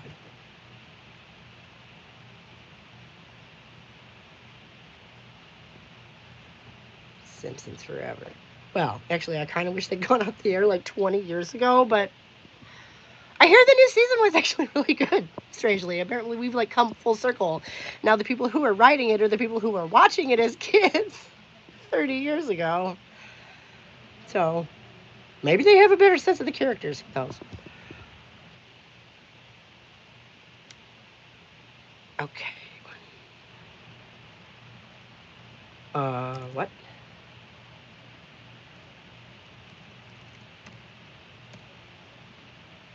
Okay. So that needs to be indented. And that needs to be indented. There we go. Okay. Oh. You've never seen The Simpsons? Is that what you said? I missed that. Really? I should like put this over here when I can see you better. Okay, can you still hear me? Because we're not having a repeat of that nonsense. I bet you can hear the computer great now. Because she's sitting right on top of it, but I don't want to miss any more of these chats. Okay. So, Mary, did you say that you had not seen this? You haven't seen The Simpsons? Because it's so. I would recommend starting with season 1. And going up through about season 8 and then stopping. That's not fair. Some of my... Oh, not the new season. No, I haven't seen the new season either. Lord, I stopped watching the show a long time ago. I stopped watching the new ones, gosh, 15 years ago, maybe a little more. Right, yeah, because it was, like, it wasn't the same show anymore. You know, it was really surreal in this way. It reminded me of hanging out with someone who's gone senile. Like, they're still there. You can see them and hear them, but they're not them anymore. It was like that. It was like the same kind of disturbing, like, weirdness of, like, wow, that's Marge and Homer, but that's not Marge and Homer. Like, what the fuck? After the movie. You know, that's pretty much, yeah. I was actually very frustrated that they didn't let Colin stay. Like, why can't Lisa have a real boyfriend? Why not? I mean, aside from the fact that she's 8. And it's sort of inappropriate for an 8-year-old to have a boyfriend, you know, of any serious nature. But, like, they've just sort of set her up to be doomed to be with Milhouse because, what, there's no other kids in town who vibe with her at all? She's just such a nerd. She's too much of a freak. I don't know. I liked Colin as a character for her, and it pissed me off that he was in the movie, and he was a fairly large part of the movie. Yeah, no, really. Really. Like, he was too good, I guess. Yeah, he was nice and shared her interests and smart and Irish, which she really dug. But yeah, he was too good, I guess. There's not enough comedy to be mined there, I guess. I don't know. So yeah, that actually kind of ticked me off. Happy lives make bad TV shows. Well, I mean, in that, conflict is the essence of storytelling. Because if you don't have a conflict, then you have nothing to solve, and you have no way to get to a happy ending in the first place. On the other hand, like, there's, I want to say levels, but that's not what I mean. Comedy comes from tragedy. Yeah, that's true. Tragedy plus time equals comedy, right? That's what they say. But on the other hand, there's orders of magnitude of conflict, right? You can still have a happy life overall, and your story is involved in, something unusual that happened that doesn't normally happen to you, or perhaps something, the level of conflict is smaller, you know. And I was watching something. Oh my gosh, was it Hello Future Me? It was one of those writing channels talking about how a lot of times these days, big stories will be about saving the entire world. The entire world will be on the line. The whole planet. Sometimes the whole galaxy or the whole universe. And to me, that feels a little overwrought. But, before we had, if you go back in literature, even about 100 years, before this sense of the entire world was really common in your everyday average individual, then, the stories were more about, saving your world. It was your world that was on the line, not the entire universe. And that's enough, And sometimes what it is that means that much to your character can be something that's really materially, objectively, not that big a deal. Or it can be small stories about, the relations between people, and maybe there's a relationship that's just, a romantic relationship, a friendship relationship. How come nobody ever writes that story about two people who have kind of grown apart trying to save their friendship? I'd read that. There's definitely some conflict there. And it's the kind of situation where you just really don't know. The Good Place.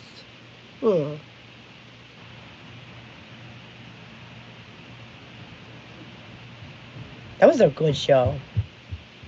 Are we allowed to listen to music? Yes. We're allowed to listen to music.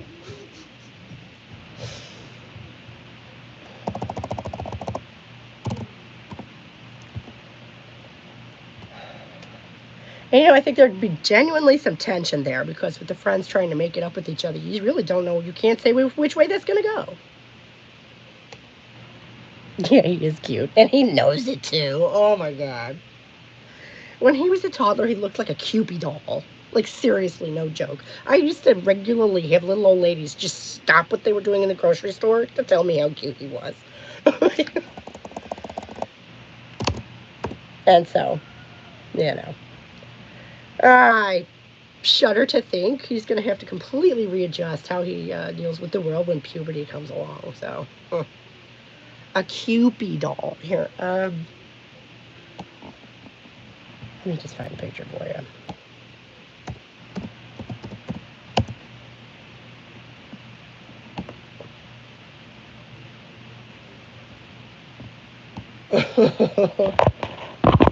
Like that. The little Hummel figurines with the little red wisp on top of their head. He looked like that. Oh gosh, Mary, what'd you say? I missed it. Shoot. Doggone it. And there's a redhead boy named Justice. Oh my gosh.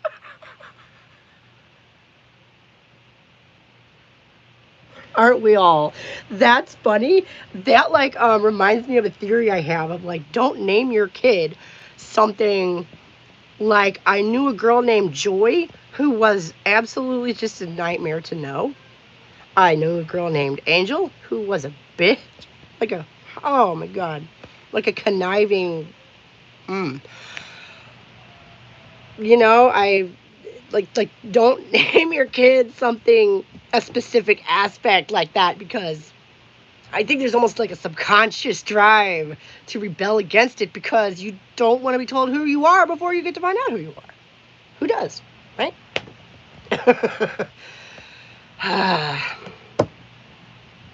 So my theory is that if you do that, your kid is going to end up like the opposite, or more towards the other end of whatever it is. My mother did at least do me a few favors, one of which was giving me a classical name that is essentially timeless easy to spell and pronounce. Associated with, grown women for millennia. My name is Sarah, in case anybody didn't know. With the H. Yeah.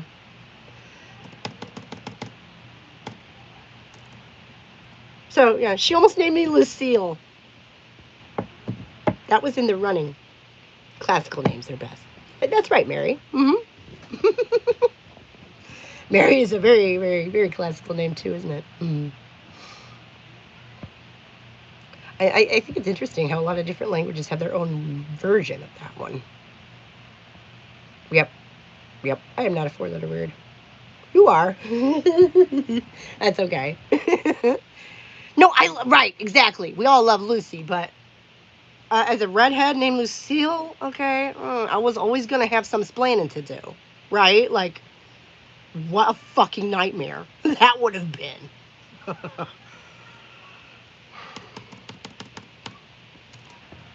So, no, she did at least do me the service of giving me. Oh my God. It literally just says that, doesn't it? I love it. I've been trying to pronounce that all this time. Right, yeah. And another one that was in the works was Lindsay. Which, love to anyone named Lindsay. I'm not dissing on anyone named Lindsay, but like, it's not my personal favorite name aesthetically. We'll say that.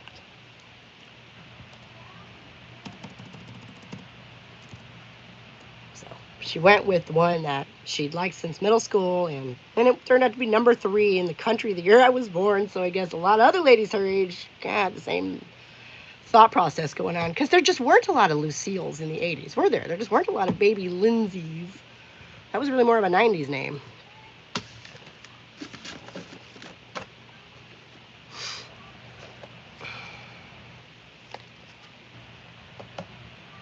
Wow.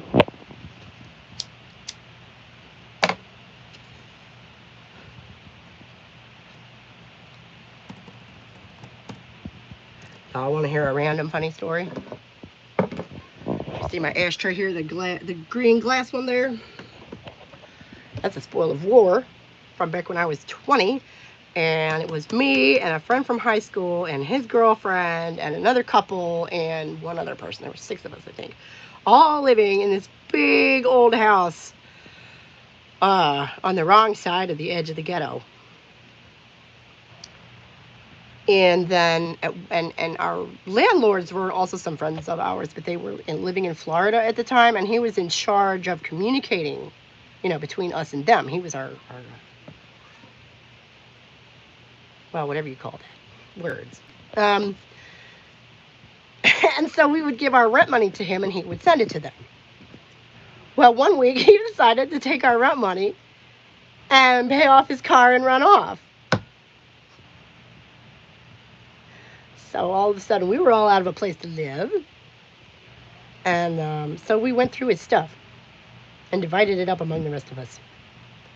And that glass ashtray is the only thing he owned that I wanted. So that's what I took. Nick, if you're out there, I will never forget you.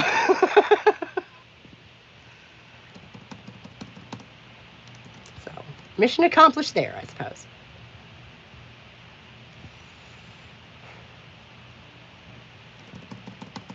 Oh my gosh, and speaking of like writing books and stuff, that section of my life is like, I've wanted to turn it into like a sort of fictionalized memoir for years, because some of the stuff that happened was just so weird and wild and funny.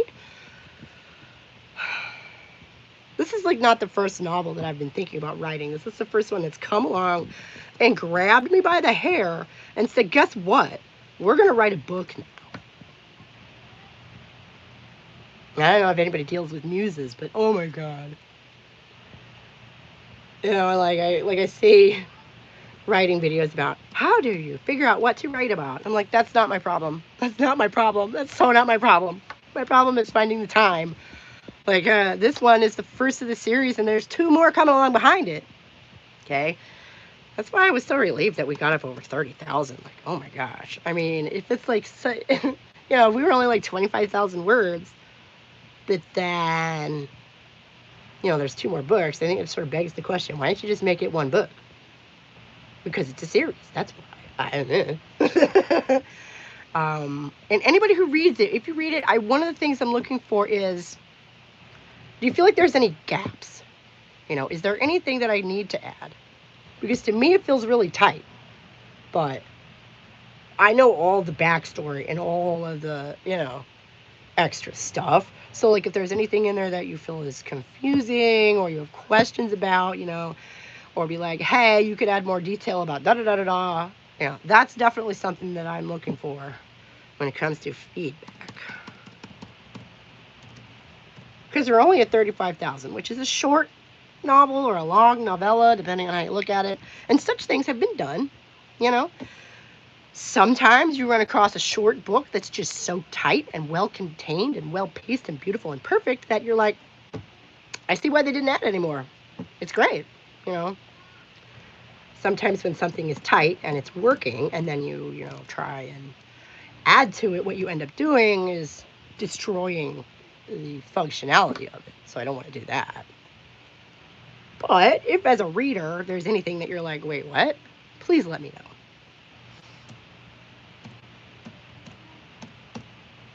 There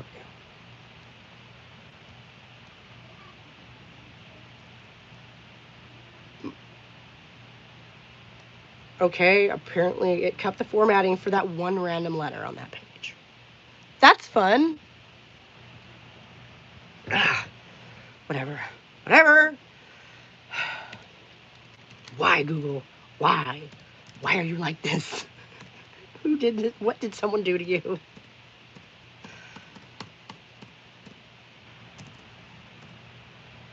And really, if it was a person, I would assume it had been traumatized with the way that it's just fucking with me for no apparent reason. I've had a Gmail account since 2002. If nothing, I am a loyal customer, right? If nothing else. They have been mining my data for 20 years. The least they could do is give me software that's functional. Since that is what they do. It's about all they do. I don't need, and I said this earlier, I don't know if anybody missed it, but I keep coming back to this. I was literally taught typesetting by people who used to do typesetting. When you had to do all of this manually with keystrokes because, like the old Word, like the original back for quite a while, the word processor, you could put the words in. It didn't really process them for you, though. You had to do that yourself. You had to indent everything. You had to set your margins. You had to, you had to spell check yourself. Okay, like, I know how to do all of this. And it won't let me. It wants to do it for me. It thinks that it's smarter than I am when it comes to formatting my novel. Microsoft Word 2000 certified. Ooh. Have you looked at it recently? What a nightmare. It's like 4 times what it used to be. There's so many more tools in there, and I'm just like, I don't even need most of these. I do not want most of these. And I had gone into my Word and turned most of it off. Which is why I typed all this up in Word instead of just doing it in the Google in the first place, because I couldn't figure out how to turn all that shit off. And it just did not occur to me that the formatting wouldn't be compatible. Like, how stupid is that? How stupid. And if they want people to just use their software for the typing, then they should make it.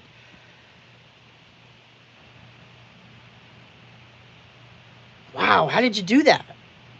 That's amazing. What? Oh, because you drive and stuff. Okay. Yeah.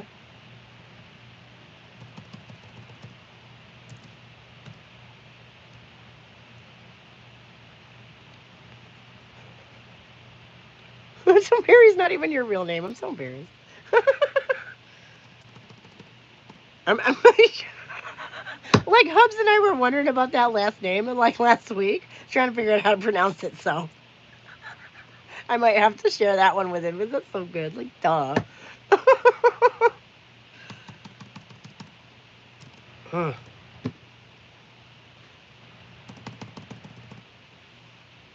Mm. Gotta do it. Paperwork. Yeah. You know, it's so funny. We're supposed to be living in a paperless society by now. You remember that?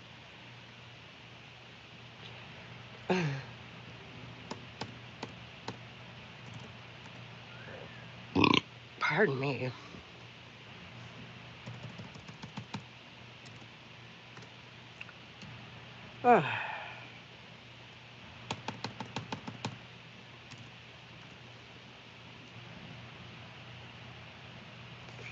It's super boring. I need to go take my medication. I was 25 with a temporary tattoo sleeve.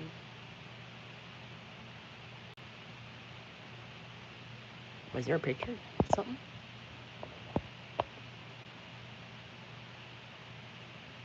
Mm.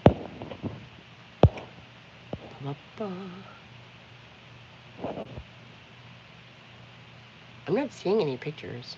Are we supposed to be able to see pictures? I really want to see that. Temporary tattoo sleeve? Like, whoa. Yeah, I don't have any either. I missed that memo. Oh my god, there's another little funny anecdote. Like, when my first one was 4, we took him to one of those indoor water parks for his birthday, because his birthday's in February. And, like, yeah, it was just full of, like... Oh, okay. Yes, I do see that. It is tiny. I'm gonna have to take a closer look at that at some point. Another time, I think. That's with temp tattoo sleeves. Like, I've never even heard of that. That's crazy. That's like the biggest thing. Wow. Where do you get those? Do you build them yourself? Do you like collect a bunch of little ones and then just put them all over, or can you get like a like a temporary tattoo that's like 3, that's like a foot wide? Like, can you do that?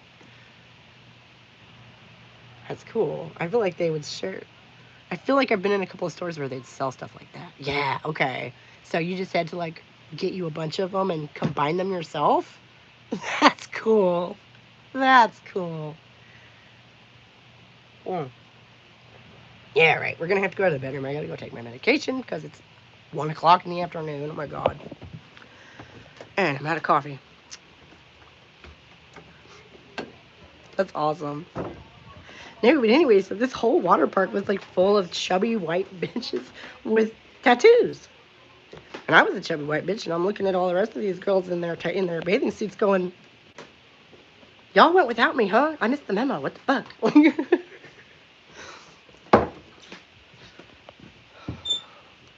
ADD, ADHD medication. Yeah. It's my favorite. No. But gosh, I told myself for decades that I didn't have it. And then they diagnosed my son with it. And yeah, medication really helps with the concentrating and the organizing and stuff. Hi, big guy. How you doing? I really don't want to show y'all our bedroom. It is such a mess in here. Ah! Hate it. It's time travel. Bad way. That's true. You're supposed to go out with it in the same state that it came in, right? Like I'm trying to remember what the rule is. I dated a Jew for years. His family were secular Jews, though, so they were not very persnickety about the rules. One of his favorite things was a bacon cheeseburger, so they were not what you call kosher. But I used to know. Brother has a tattoo. Yeah. Well, and I think that's one of my favorite things about older religions is people who follow them, they tend to be, well, the older religions just tend to be a little mellower because they've had to survive all these years. And there's a some level of understanding that, yes, you have to adjust. Was so Jewish, huh? Okay, okay. A Jewish dad. See, I've known a Jewish grandma, and I did not believe that stereotype until I knew this woman. Oh, right on. Hey, be proud of your heritage. Right on, you know.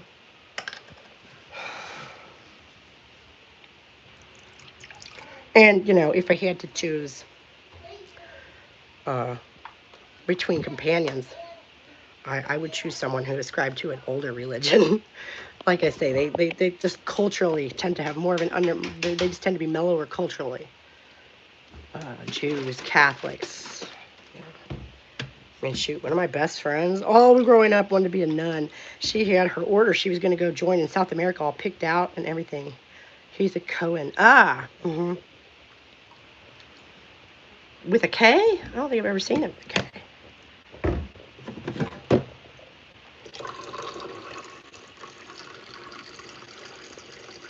No! Oh, you bastards! Oh my god! Yeah, we have a very blonde cup of coffee because there wasn't quite enough. Oh. Still warm though. And Leslie's not here to remind me of the benefits of tea and how I should be drinking tea. Oh. Okay.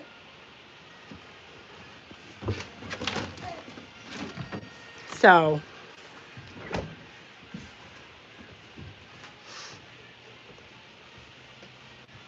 Well, I mean, I don't know what Cohen with a K. A Jewish journal. Okay. Well, and you know, the C and the K in English, like they, especially when it comes from another language, like, oh, I don't know Hebrew. Coffee is great. Coffee is the nectar of the gods. And it's pretty much slack because they already considered themselves God's chosen people. There wasn't. Hey, VF. Nice to see you. There wasn't a hell there to punish them, so breaking rules wasn't going to catch up later. That makes sense.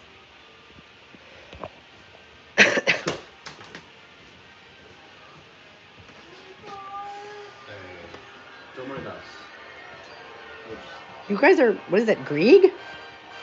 Tchaikovsky. Tchaikovsky.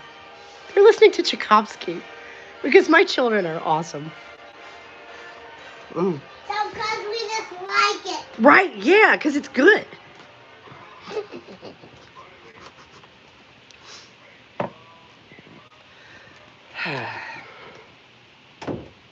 All right.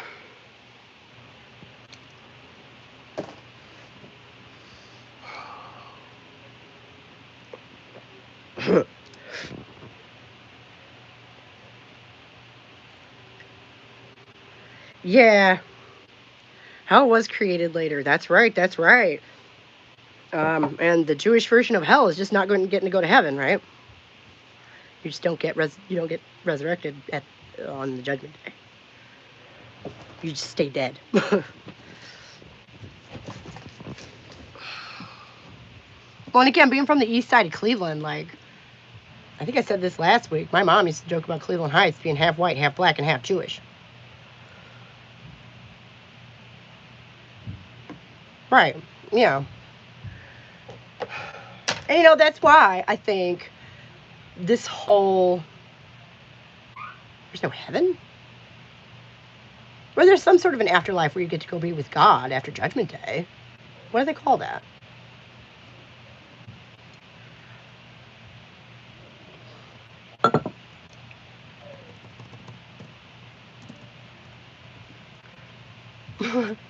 We're going to have a religious debate in here now about Judaism, which is funny because I am certainly not. Definitely not what, Kathleen? I'm sorry. Rabbi said that you get a better place in heaven the more people loved you. Personal belief, not based on their religion.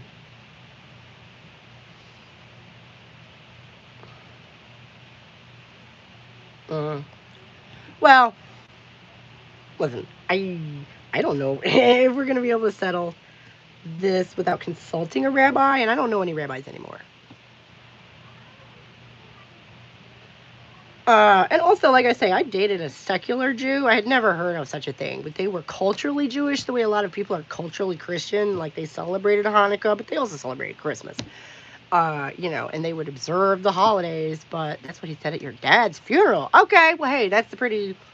You would expect him to be telling the truth at that moment, right? We would hope.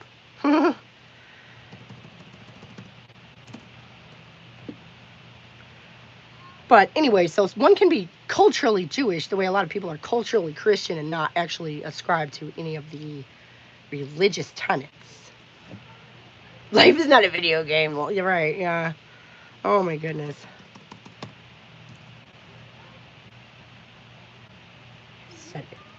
Okay. Well, and of course, again, that's another thing, is Judaism is so old. There are so many different schools of thought within it, right? All fairy tales can get mixed up. That's very true. It's not like there's any proof for any of them to, ethnically Jewish. Yeah, pretty much. They called themselves secular Jews. That's why I keep using that phrase. But ethnically Jewish, yeah, basically. And then his last name was Harris, which is like the most English, boring, white guy sounding name. Right, exactly. That's your background, but you don't subscribe to like the spiritual tenets of it. Yeah. Right. Right. There's a lot of secular Jews out there, come to find out. The whole fight between Alex and Uta. I don't think I heard about that. One of them is Jewish?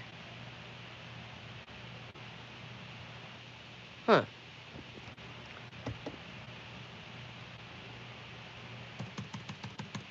I feel like one could be culturally Jewish without being ethnically Jewish. Am I wrong? Like again, a lot of people are Utagate. Right, Utagate. I didn't hear about all of that. I missed all that shit. 100% that was fun. No, I really didn't.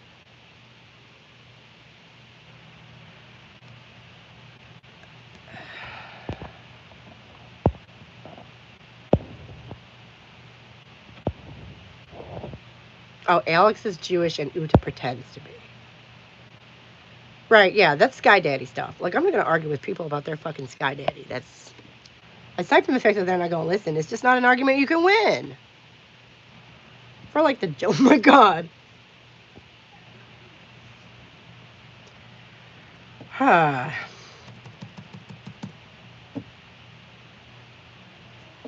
I feel like that's a completely separate argument, isn't it? That's not a feminist argument, any way you slice it. 100% observant Jewish. Wow, that's... And keeping kosher is hard.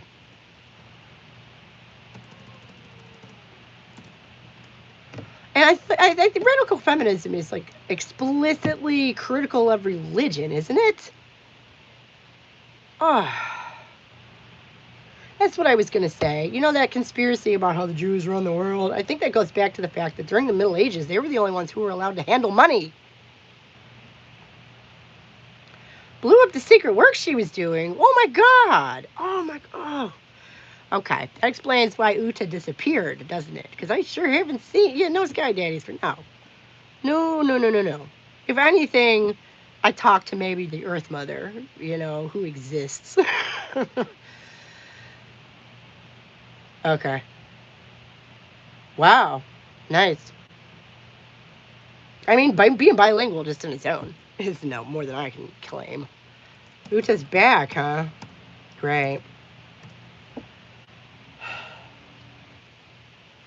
The only thing I had heard about her was someone, who I'm not going to name because I don't want to gossip, had mentioned to me that there was money exchanged, like a significant amount of money exchanged. Yeah, and Uta's actions were bad in this situation that I heard about, too. Interview with TT, really? Well, I know Uta has her own channel, but, it's possible to have your own channel and still be completely excluded from any sort of wider community. Also harassing Karen Davis, right, Well, I had kind of wondered about her a little bit, just because of the fact that all she seemed to want to talk about was stuff that happened to her personally like 25 years ago. And it's relevant stuff. She likes the wrong horse? Oh no.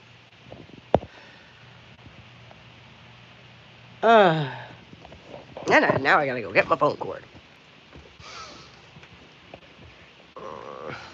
No, and see, this is Karen money for rent as a gift and asked for it back. Oh, okay. So, yeah, that was actually the thing that I had heard about.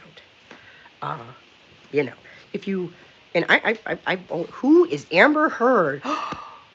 Oh, V, I love you so much right now. Somebody explain it to her. I don't want to ruin her day. Oh, it's a kitty. There's a kitty. There's a kitty.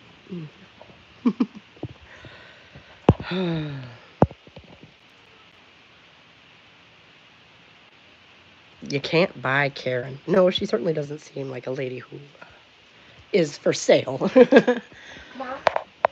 Oh my gosh, you want me to do a thing? Fine, fine.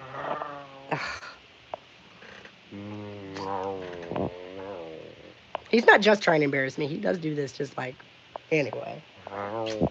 Let me go so I can get you your coffee, silly man. Ugh.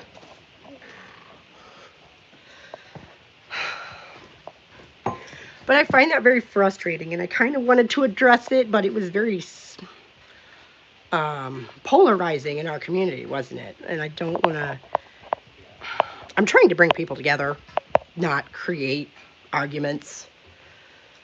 But, yeah, supporting someone just because they're female is still sexist.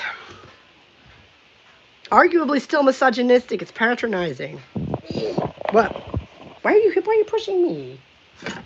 Oh, that's right. I need to make some more. What? You want to say hi?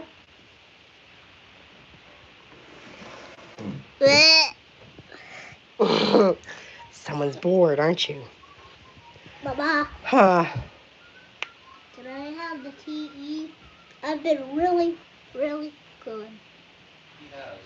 He really has. All right, you can watch for about an hour, okay? But now YouTube. Yeah, no YouTube. Well, no, and I'm not going to sit here and say, oh, you're such an innocent baby in that situation. Like, no, obviously not. But see, I'm against prejudging people based on stuff that they did not choose, just in general. So, you know, be that positive or negative. A woman can't physically, well, yeah, true. Like, and that is one of the things that I think modern feminism has just completely forgotten about. Like, oh, yeah, sure. Like, not only that, but they're like literally, they're like, actively going in the other direction, right? So, you know, there are people that, there are groups where when you said that, they would argue with you and find that incendiary. Well, see, listen, I cannot be the only person in this group who has been abused by a woman. Okay? They might not beat you, but they can make your life a living hell. We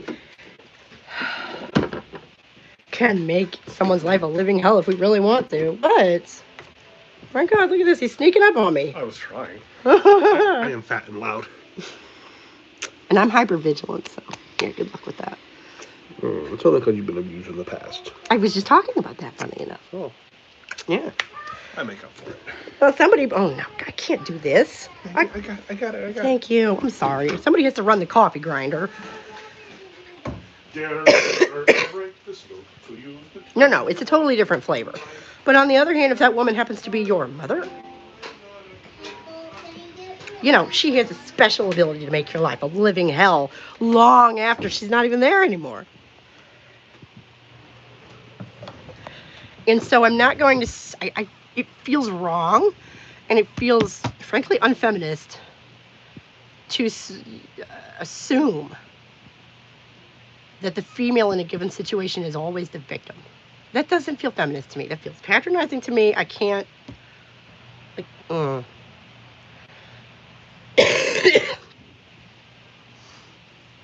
And, you know, I don't know Johnny Depp. I don't know Amber Heard. I don't know whether, yes, support women. I'm not, see, this is why I didn't address it in a video at the time.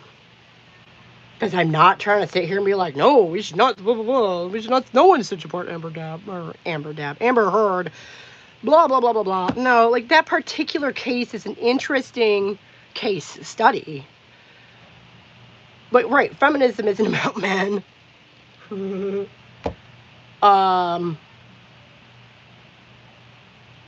It's about women and how we view ourselves and how we are viewed by the world. And I don't think that assuming a woman is a victim in a given situation just because she's a woman is the feminist way to go. I don't. I mean, if only because so many old school patriarchs, that's exactly how they thought. Men are the root of the problem.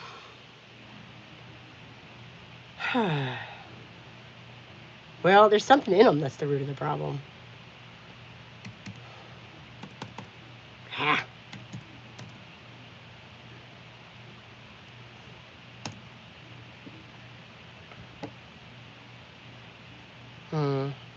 I am Johnny standing up. If you say so. I did not appreciate the way that people treated her going in either direction. And that's what I'm trying to talk about. I don't think of myself as a Johnny stan. I just did not buy. Like, really, just looking at her, I'm just like, honey. Yeah, and I just don't think that either of them was especially innocent in that situation, her included. I'm not going to assume a woman is a victim just because she's a woman. No. Nobody has an excuse to beat anybody. I'm against violence just in general. I'm one of those people that if the whole world were like me, I don't. No, see, that's not because about her being a perfect victim. I just have personally been in situations resembling that from various different angles, and like I've known women like that, honestly, more than one. Women can't cause the same damage. No, that's true. That's true, and I think that, you know, if society held men to a greater penalty for that shit, you know, if other men actually looked down on you for being a fucking wife beater. No, right, yeah. No, right, yeah. And they don't. Well, and see, this is why we need radical feminism, and to actually be able to talk about women in any kind of. We need to be able to criticize ourselves. We do. Because a lot of feminist philosophy right now is going in utterly the wrong direction. And, you know, criticizing that is going to involve criticizing other women. Okay, like, one of my particular bugaboos lately has been Bell Hooks and her intersectionalism shit.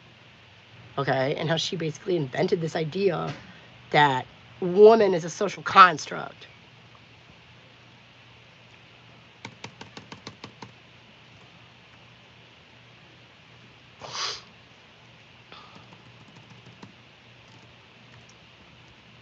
Come on, ladies, we don't need to relitigate all of this. Honestly, you have one judge ruled one way in one country and the other judge ruled the other way in the other country. So, you know, even they couldn't litigate this properly.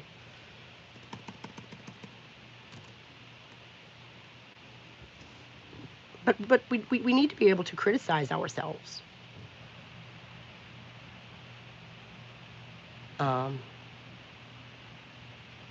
Well,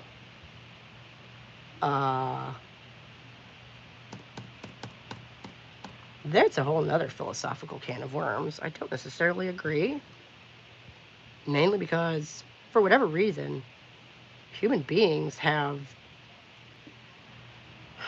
the ability to imagine and plan and enact, you know, creations and actions that other apes just don't. Like, we're freaks of nature, okay? Um,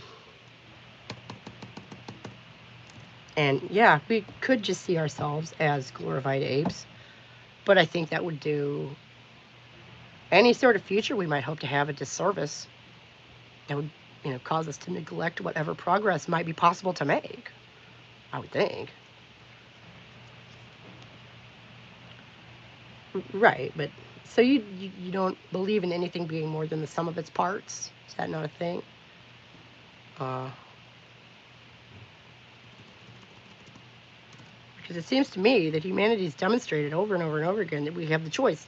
We can be awful, destructive, you know. We can use our special talents for good or evil. Well, see, that's not reality to me.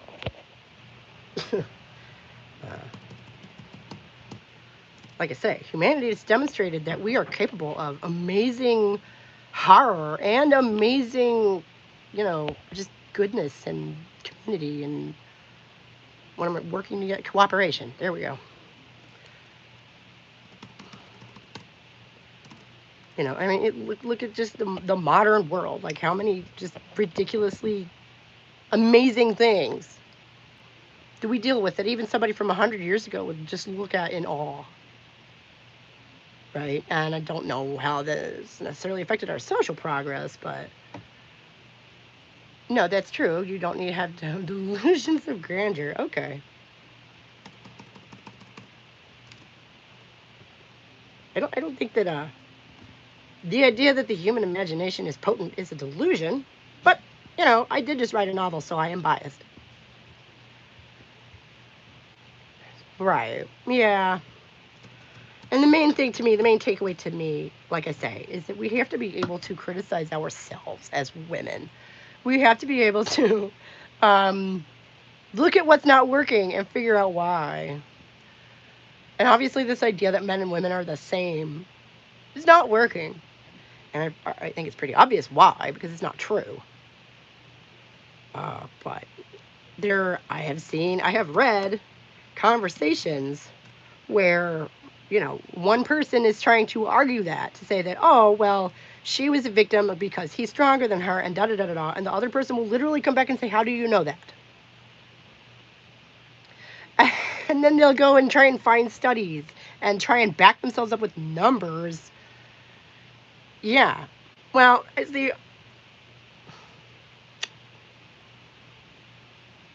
you're disadvantaged in a physical fight. When it comes to emotional manipulation, however, I think we might have the advantage there.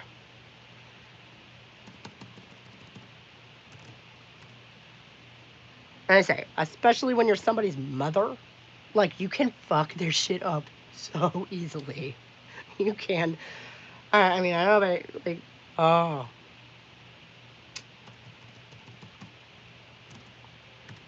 But I think we can all agree that this idea that men and women are physically the same is bad, right? Okay, Mary, I'll see you next week. Have a good day.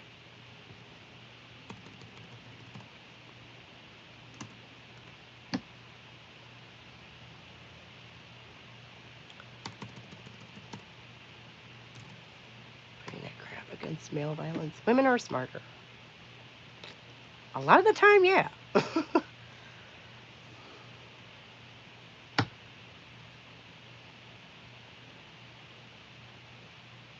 That women have the advantage when it comes to emotional manipulation, that's really?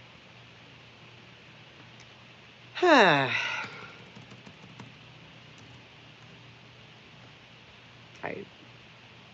Wouldn't have thought that would be controversial, but okay.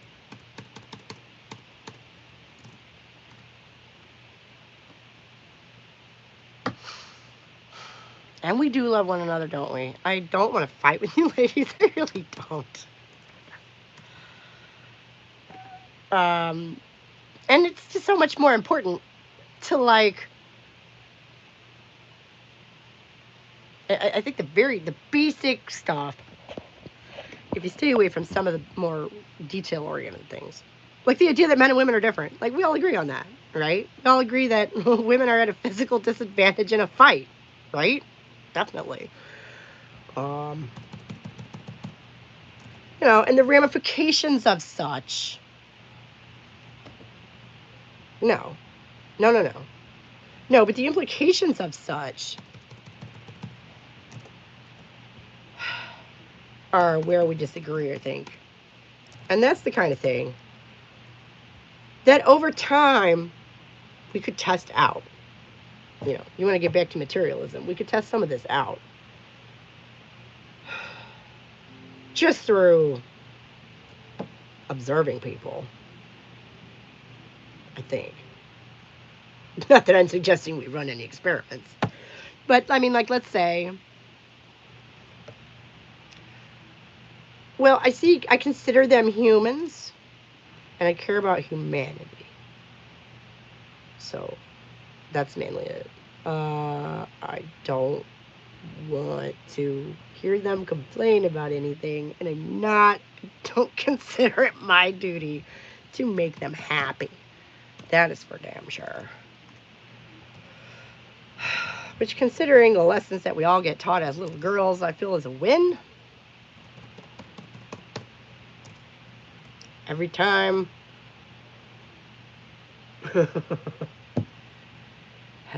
And I think that a lot of us got really invested in that case, maybe to an unhealthy degree. And that's why I just took a step back from it. I was just like, okay, this is getting to be too heavy for me.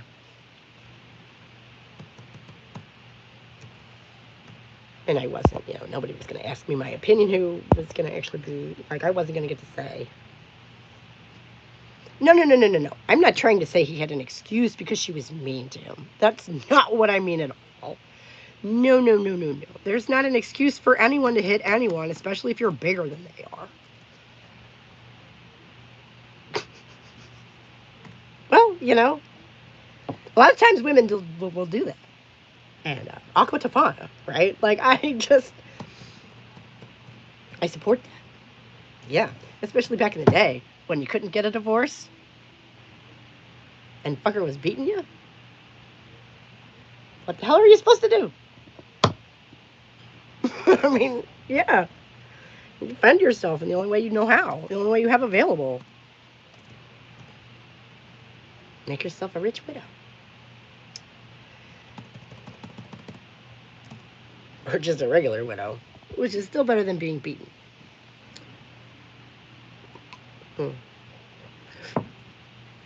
Better to be alone than with someone who doesn't appreciate you, right? I mean, we all know that. Even when it just comes to, like, yes, right. Like I say, I'm a fan of poison, though, because it's harder to trace and easier to get away with, especially historically speaking. I went and got the cord, and then I forgot to plug the damn thing in. I'm a genius. There we go. That should do it, right? I can't see my screen. Yeah, there we go. We're charging now. Yay. Ugh. I'm in chapter 18 now. Yay. Yeah. You're right. I completely agree with you there. My honest opinion of it is I think they're both fucking narcissistic as shit, and neither of them wanted to be the one to lose.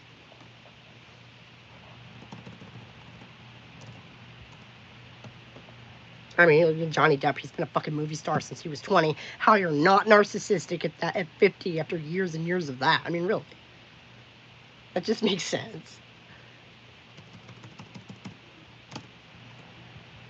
Like that, there's no way to have a normal psychological profile in those conditions. There's just no way.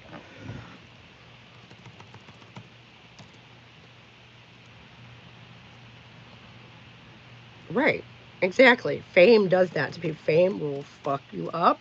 And again, I feel like that's a well-established principle. Like we should all know that, right? People have been telling us this forever. That fame will fuck you up.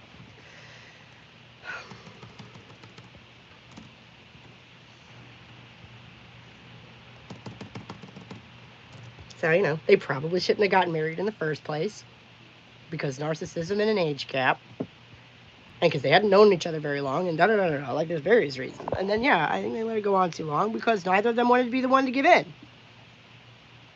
Pride's a bitch. I don't know. The other thing about it is, like, my mom's had 4 husbands. Like, I have heard about more divorce cases. Like, the details, just the gritty details of more divorce cases than I care to think about.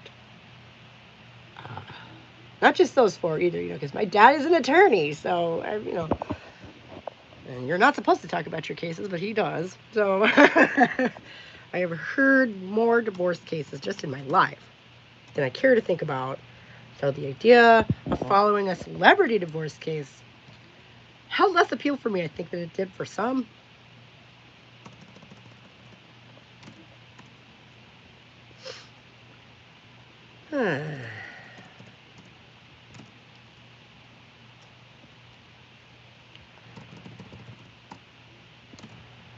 But no, I only care about men's feelings in the idea that they are part of humanity. Like, we're not going to be able to move forward as a species without them.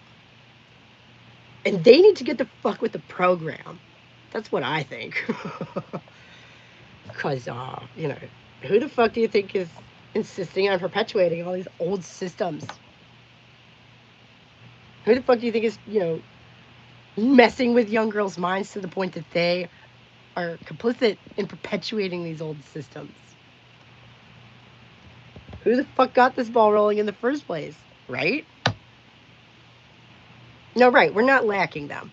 But they need to get with the fucking program. And the ones who are, with it enough to understand that women are like full-fledged human beings need to start shitting on the ones who aren't. Just because some dickhead comes along calling himself an alpha male does not mean that he is one. You can do with a lot less of them. Okay, but how do you decide which ones to get rid of? I mean, that gets really scary really fast. That gets really dark really fast. If I were, for some reason, to find myself in charge of the world, I would change the way they're raised. Punish the worst of them, and then change the way we're raising the little ones. And, as far as the punishment, let's make that public.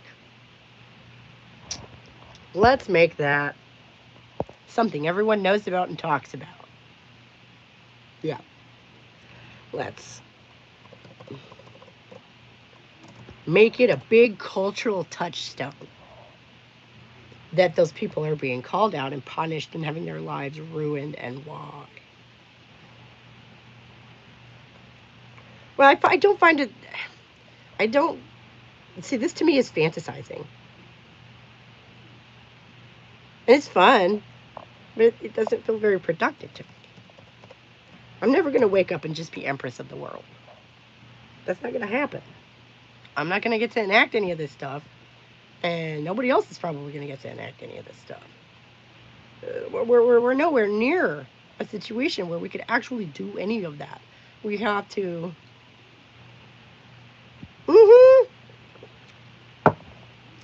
Or where they are the sacrificial lamb to save everyone else from being humiliated, right, Jeffrey? I mean, he didn't walk, but he sure as shit didn't get punished either, did he?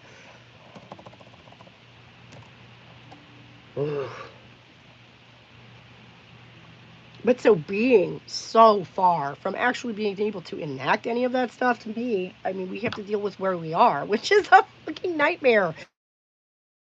We are further. God, my nose itches. Oh, sorry. We are further from being able to enact any of the policies that we might want to. Wait, I would count more. I missed some. Yes. Well, they obviously don't want that.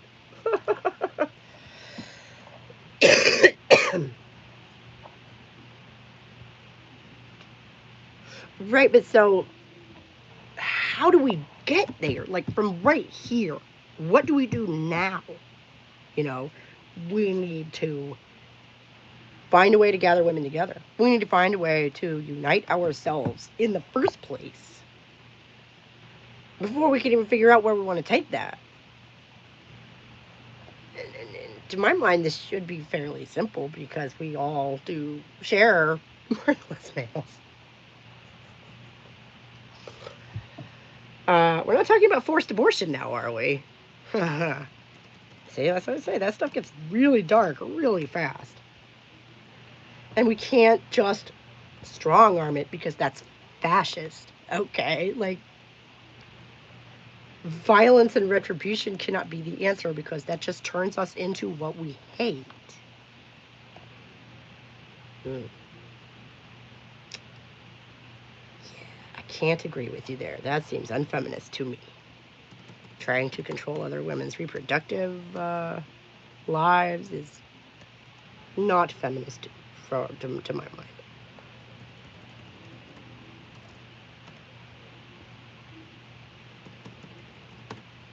Whereas if we're trying to liberate ourselves from the control of men, putting them under the control of other women really would seem like 6 of one, half a dozen of the other in a lot of ways. No choice. You said no choice. That is what that means, yeah. That you're controlling that decision, not them.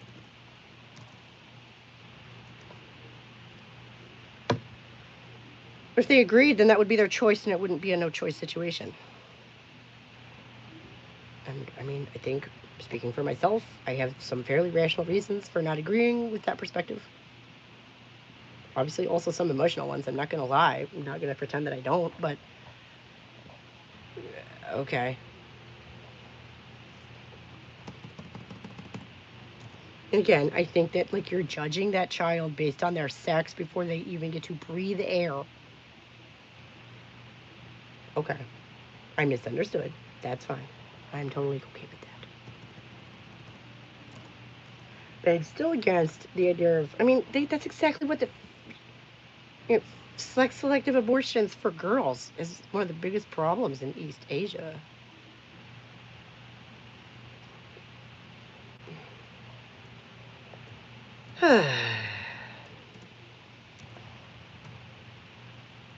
Well, and see, this is another unpopular opinion of mine, which that, yeah, if you left it alone, there's a really good chance that you'd eventually end up with a child. So... Oh, no. Did I hit insert again? What the fuck? What did you just... Look at that. It inserted a picture of my screen into the file. Why? When did I take a picture of my screen? Ugh. Now, we know what more men in the culture does. That's what I was kind of just saying. Like, over in China and India. Like, hello, gang rapes on buses. Hello, because they've had sex-selective abortion against females for decades. And turning around and doing the same thing in reverse just doesn't strike me as progress? I don't know. I'm going to have to take a bat to my computer. It's getting to the point where it feels like a moral imperative to destroy this thing. Because what the fuck? Why did you do... Why did you... Don't put a picture of my screen in the middle of my novel. What the...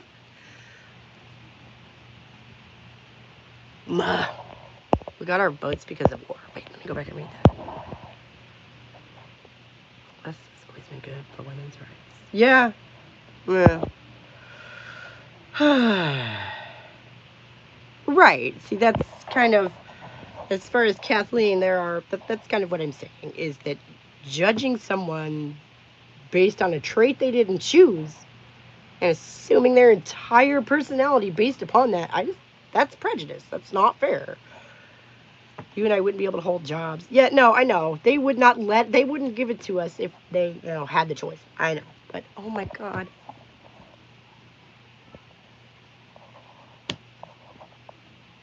I'm sorry. Look at this. Look at that shit. Why is it highlighting everything?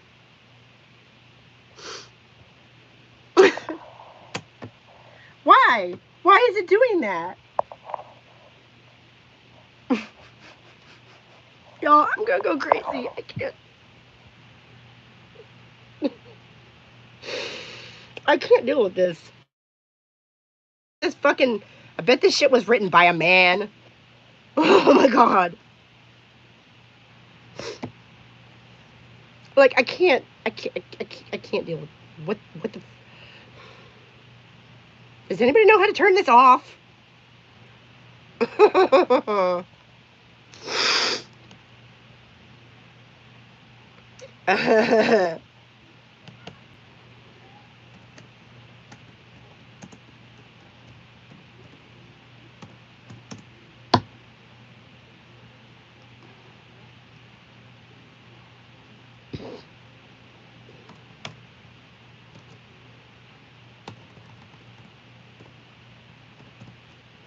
Oh, and in case anyone has any trouble with this bullshit like I have had, if your keyboard decides to randomly... Right, yeah. I'm looking it up right now. I'm Googling freaking in Google Docs. We don't have Netflix. What? We don't have Netflix.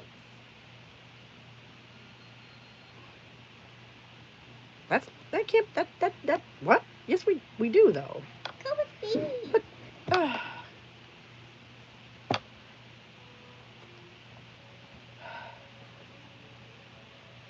I kind of can't right now. All right, unplug for a second.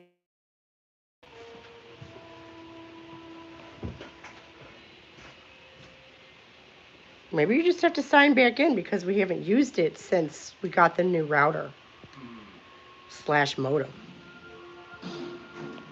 Got recommended this live and you're confused. Hey, I'm trying to write a book. I'm fighting with Google because apparently it thinks that, I don't need to be able to keep my formatting from one piece of software to another.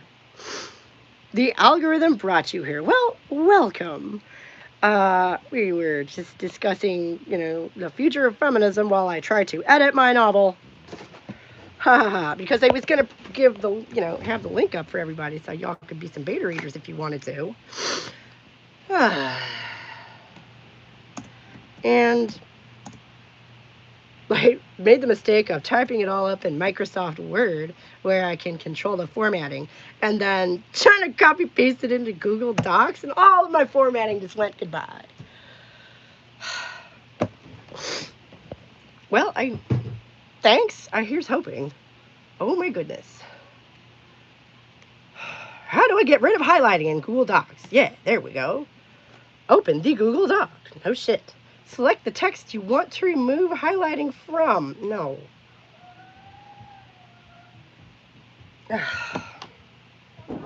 What? Is my brother allowed to play games on his tablet? Sure, baby, sure. I can't believe the Netflix is not working for you either. Oh my gosh.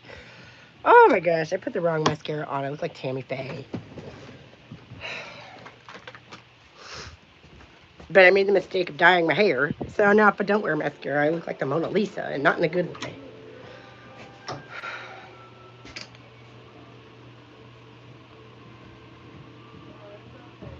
Fix the problem. What is it? Tablet? Where's my tablet? I don't know. Go play on your brother's, please. Oh my goodness. Right, computers suck, right? Oh my god. Like my mom is a programmer. My ex is a programmer. Like I am not a programmer, but I have known many. And I sometimes look at software and I go, why doesn't it do this thing that it would have been very simple and obvious to have it do? I don't know. Oh my god.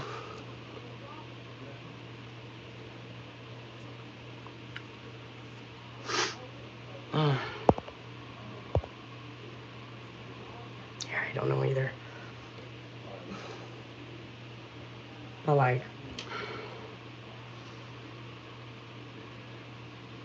you'd think that if and Simone, maybe you'll appreciate this as a little bit of a rant I had from earlier, which is that okay, Google expects us to take them seriously as like the overlords of the internet, right? Like they own YouTube, and they have created for themselves sort of a copy, like uh, a lookalike version of Microsoft Office, right? So you can do anything you would do in Microsoft Office on Google, which is great because it's online and you can collaborate. So why in the world can I not Substack for having a save draft button that was right there for me? Not having a, yeah. See, that's actually another pretty good example of something that, like, this is such an obvious tool. Why wouldn't you do that? Why wouldn't you be able to just copy paste something from Microsoft Office to Google? I need a jar, but I went.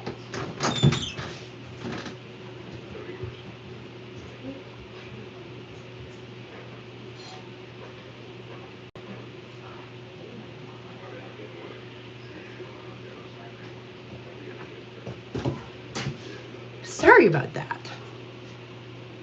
Ugh. I don't know if this makes me a bad mom, but sometimes you can import a doc. No, that's what I did. I tried 3 different ways of importing them. And each time, all of my formatting just. Why in the world it would be difficult? It should be very easy. It should be easy. Because this is an obvious thing to do. This is one of the obvious applications for this, right? Is to take work that you've done on your personal computer and upload it to the web. How did I save it? What do you mean? In Word? Like what file type or?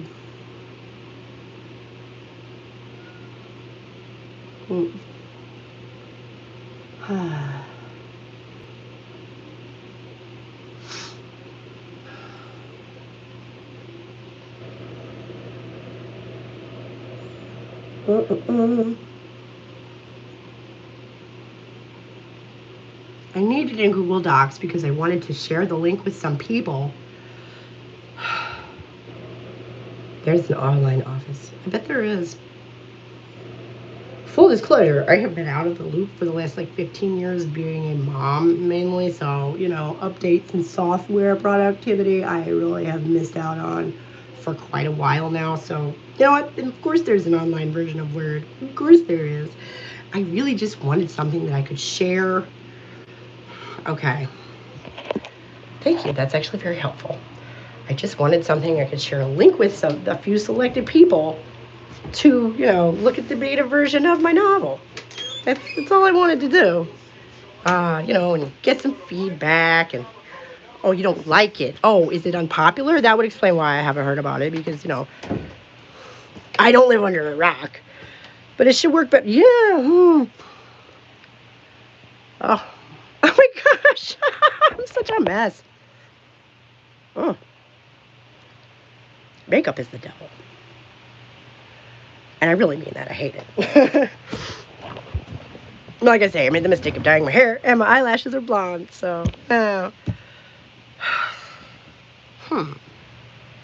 Okay. That's a really helpful suggestion. Okay, so how do I. Word online?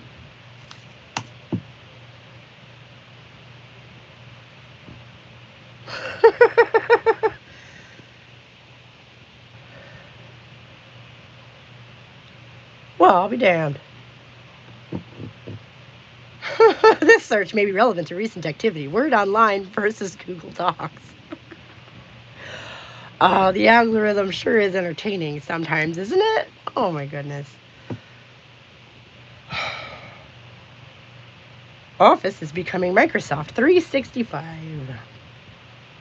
Have a Microsoft account? Sign in. Why, yes, I do. I just happen to be using it right now.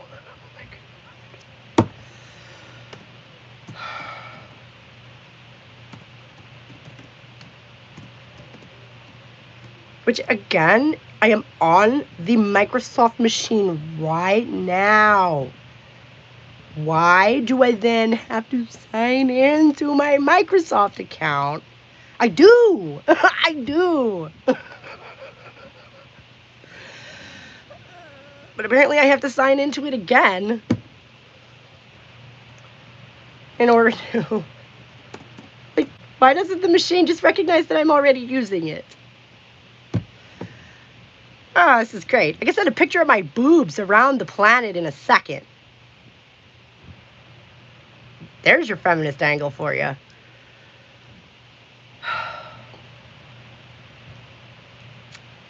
Yup.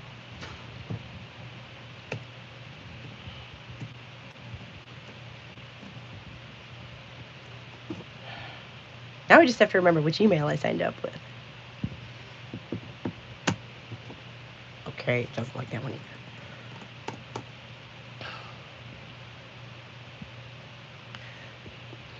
No. No, my computer does not have the password saved. My phone does. Which is what we're talking on right now, so I'm not going to use it for that. But I have them all written down in a notebook because I am a nerd. It's mainly just figuring out which one it was that I signed up with. Oh. Oh, well, maybe I'm distracted. I forgot to put the .com on the end.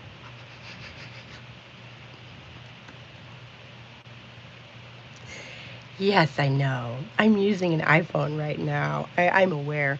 The thing about that is, those computers are wicked expensive. I paid $200 for this. It's an HP, you know.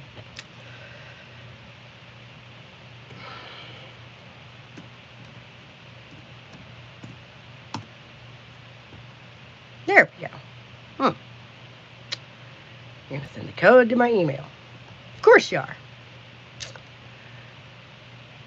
And it's not going to... Oh, there it is. Hang on.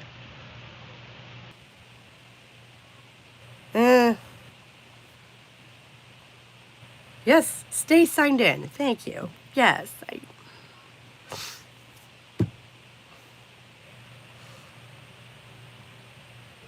Yeah, I looked when I bought this one, and I couldn't find a MacBook for less than $500.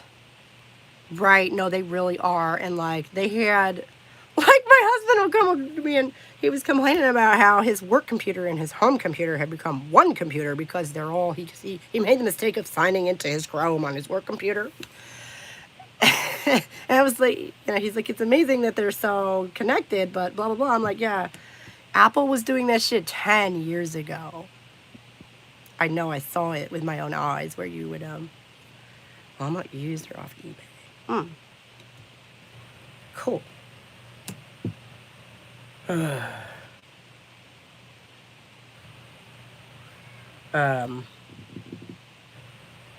Windows isn't that bad now. That's true. It's terrible that you have to say that. And I mean, part of it for me with the PC is that I've just always used a PC. I've always wanted an Apple.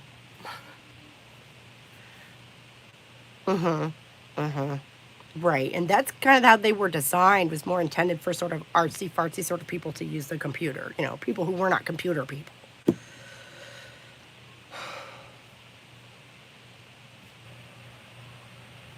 All right, opening a blank document in online Word, and we're going to copy-paste and see how it goes. Simone, if you fix my problem for me, girl. You randomly stopping by. It might be the best thing that happened to me all day. Yeah, right, and they've had the cross-compatibility for years, where literally you can just put down one item and pick up the other item, and there it is. as if you were still on the same thing, which is cool. I've always wanted a MacBook. I have never been able to actually afford one. So at this point, sitting down to use one has become a little extra. Okay, because it takes me longer to adjust than it would have 20 years ago. Oh.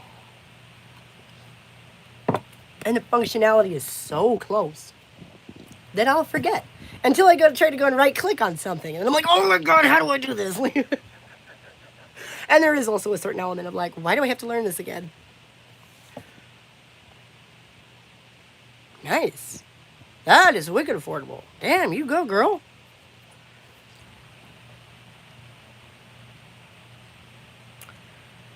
Did we paste or what?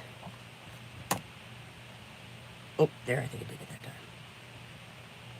When you copy paste 150 pages, it takes a second.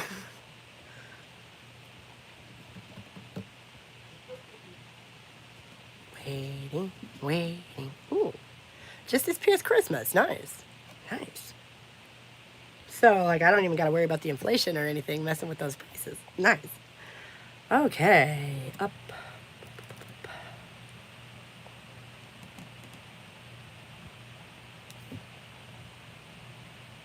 Are you finished? It doesn't want to move. I froze it. Oh, there you go. There it goes.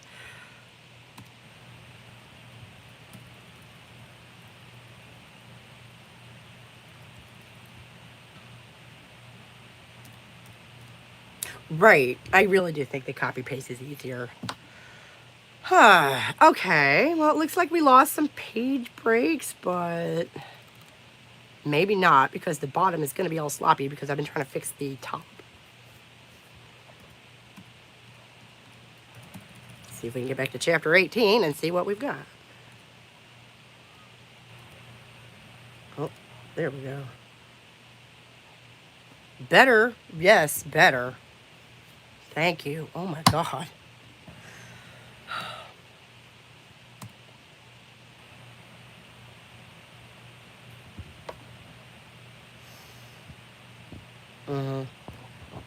Yeah, it has a share button. Yep. Okay, it's blinking at me and moving around, so I think it's still actually pasting.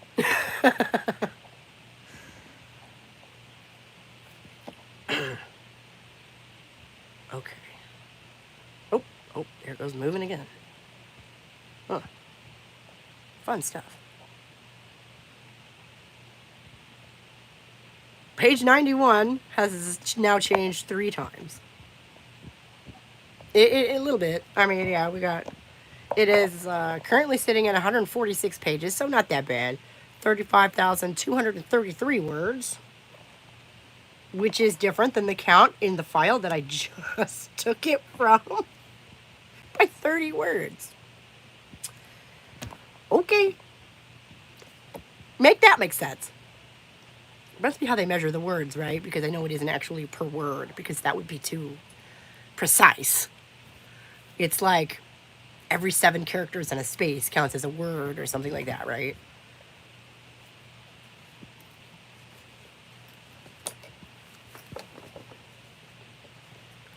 Which is some bullshit, by the way.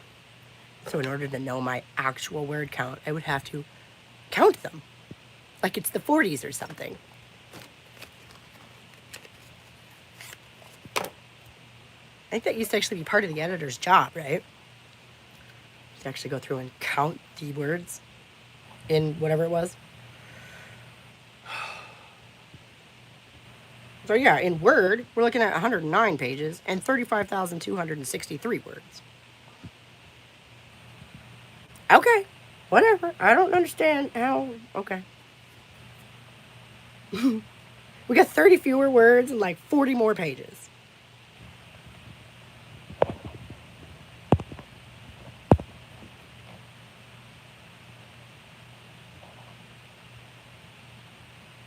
Page is unresponsive. Oh, okay. You almost try to freeze on me. No, you don't. No, you freaking don't.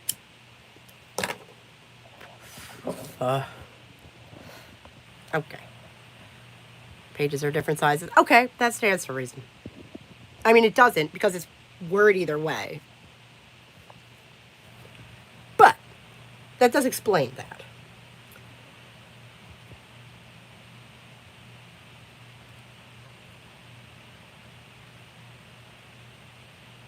Okay, there's a big gap there.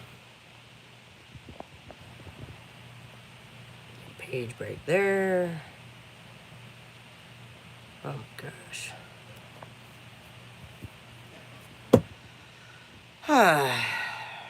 I wrote this all out longhand. Hey, if you remember it, please let me know. There's got to be something. This cannot, like I was saying earlier, I'm going to have to get some tips from some other writers. This cannot be how people do things because it doesn't work. It's clearly not set up for this.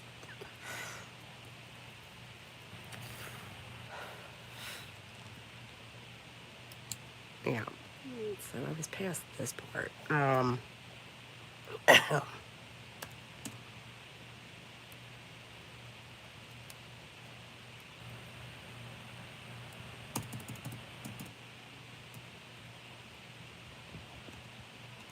Yeah, no, there must be something out there that they use, that other people use, because this doesn't work.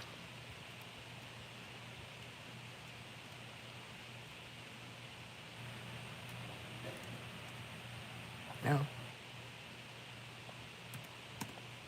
I mean, it has been super interesting to see it in so many different formats. I've definitely found a couple little editing things here and there that I had missed otherwise.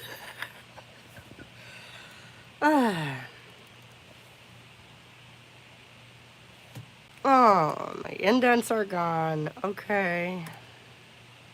The lines are spaced well, but the indents are gone. That's okay. That's a lot easier to fix.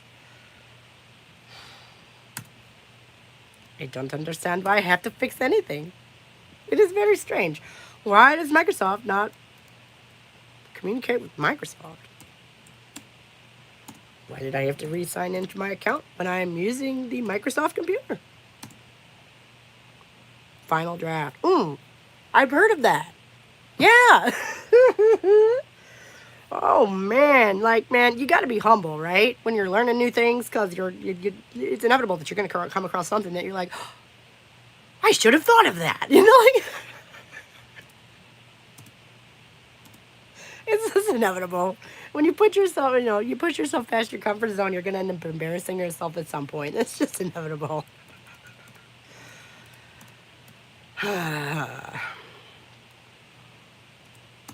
I could put two letters on the same page, but I feel like that's weird, formatting wise.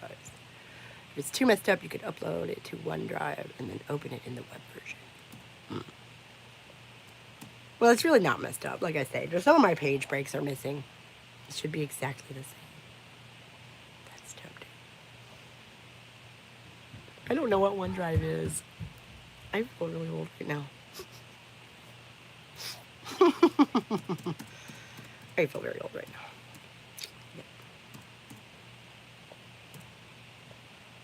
Yeah. But at least I don't have to go through and fix every line. Storyist. Okay. Are any of these pay softwares? Because, I mean, I've definitely seen some ads in some videos for like some. And like for some reason, look at this. My chapter heading is blue. Why? Why is my chapter heading randomly blue? I don't know. I wonder if they're all like that.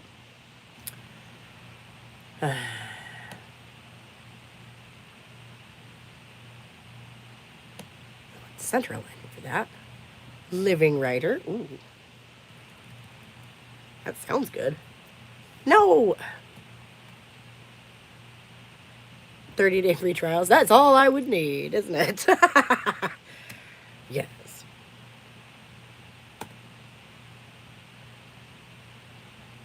What? Okay. It just wants to put an entire page between these two lines for some reason. Why?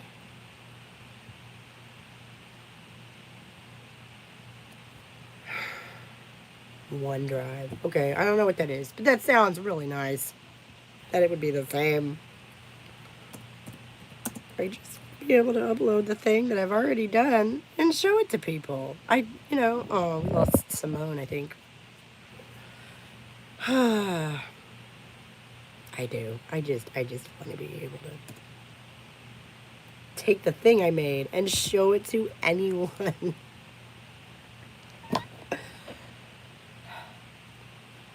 Oh, that's right. They're cloud storage. Okay. Shit, it's probably already in there.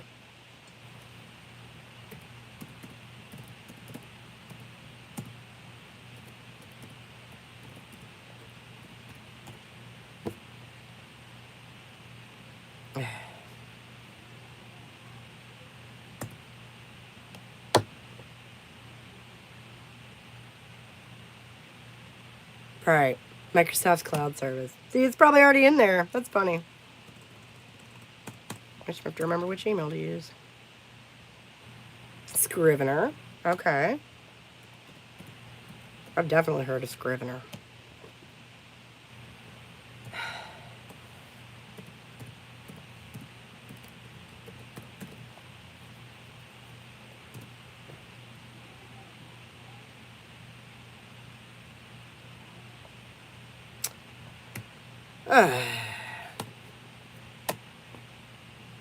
$50. Not if you didn't tell it to save to the cloud, but maybe. Yeah.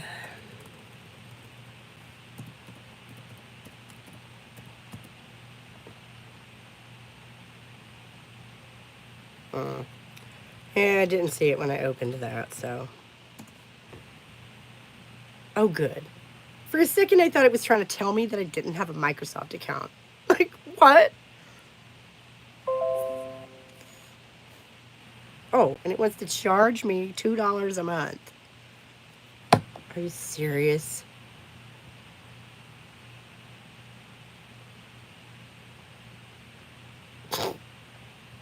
Are you serious with this shit? Like, what? Free is great. Unlimited is better. No, free is great. We're just going to stick with that.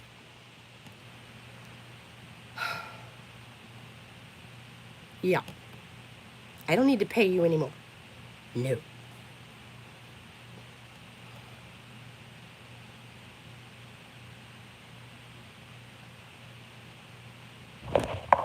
Get a load of this shit. It is right there. Ah! Oh my god! It's right there. Oh my god.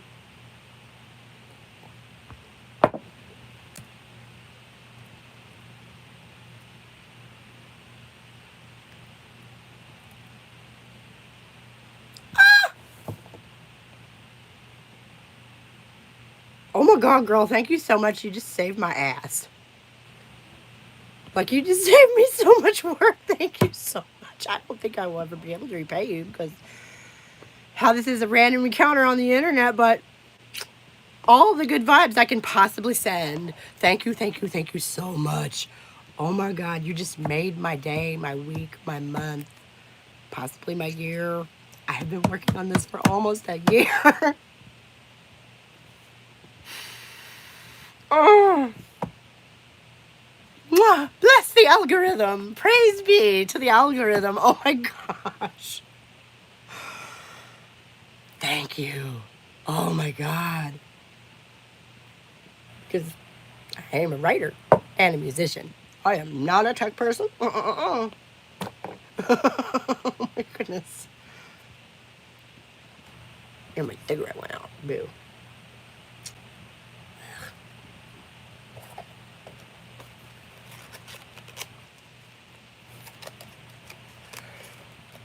Oh. It's all right here. Oh my goodness. Oh my goodness, it's all right here. It's all here. Oh.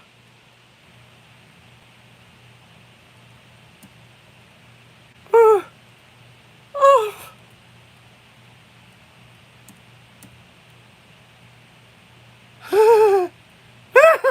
Oh my god. The chapter breaks are where they're supposed to be. Oh my god. You know, at the top of the page. Oh my god. Oh my god. my god! Like, I'm gonna want to read through this before I just go throwing it up there. Especially after all this trouble, I would hate for it to be still stupid somewhere down in there somewhere. But wow, okay. As things stand right now, anyone who's still listening, look forward to a link to this in a community post by the end of the day.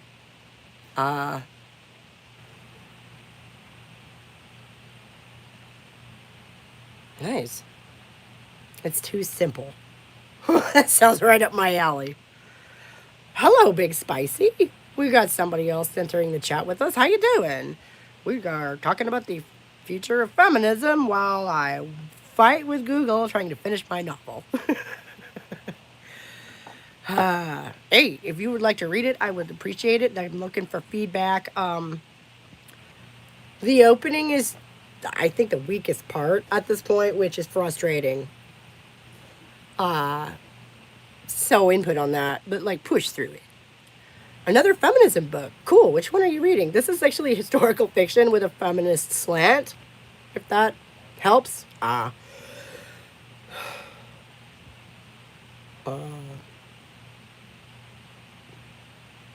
Actually, I'm just going to go ahead and say, like, it's historical fiction, pretty straightforward for about the first 2/3 of the way through, and then all of a sudden there's witches. Because who doesn't love witches? I know I do.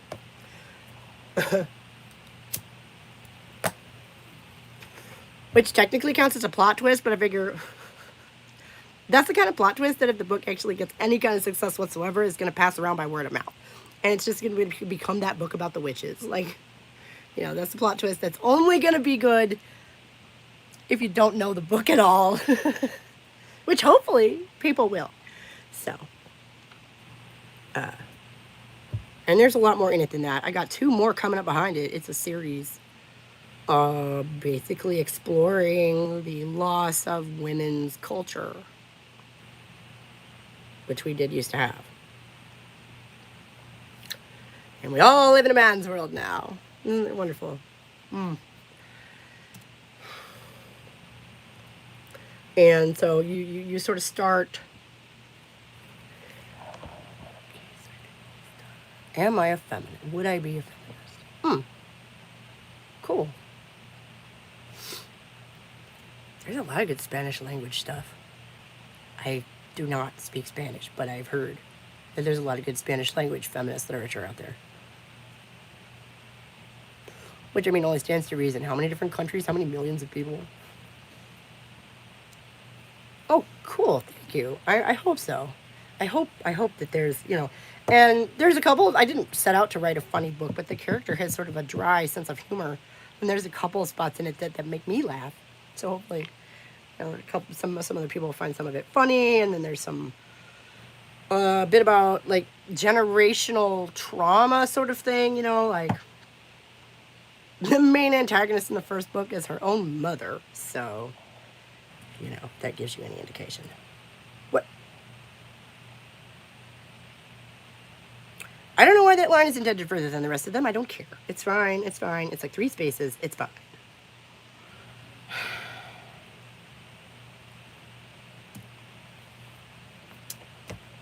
Anyways, I don't think the opening does the rest of it justice, so if anybody has any thoughts on that. Or also, the other thing that I was looking for is it's a little short. We're a little over 35,000 words, which qualifies as like a novella. But like I said, I got 2 more coming up behind it, so it sort of begs the question, why did you make it a series if the first one was short? You know. So if there's anything missed, to me it feels really tight. But I know all of the background and everything. I know, like, there's no gaps for me in knowledge. So if you're reading through it and there's ever a spot where you sit back and you go, wait, what? Please let me know that.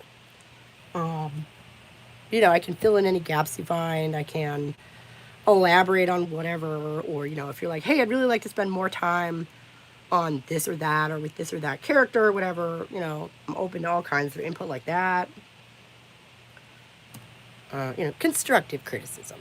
You know, not just, this sucks. That's not helpful. I mean, you can start with that. But then you got to go somewhere from there, right? You got to get some kind of suggestions or something. I mean, everybody's a critic. Anybody can criticize. It's easy to criticize.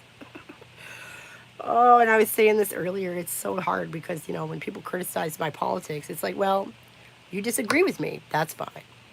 I anticipated this.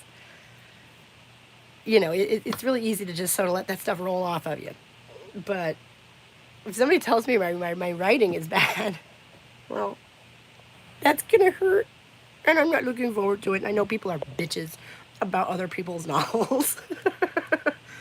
I personally have been a bitch about other people's novels plenty of times, plenty often. So,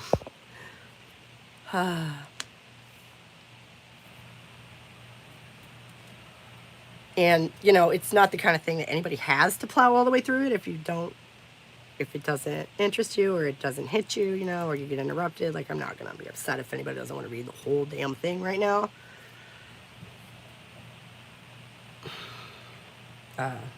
Because I'm mainly just looking for beta readers. I'm looking for feedback, and like the step after this will be to hire a professional editor, which that's gonna hurt too. I have a feeling. There's a lot of like blue grammar lines in here because, well, I kind of tend to play fast and loose with, well, the language.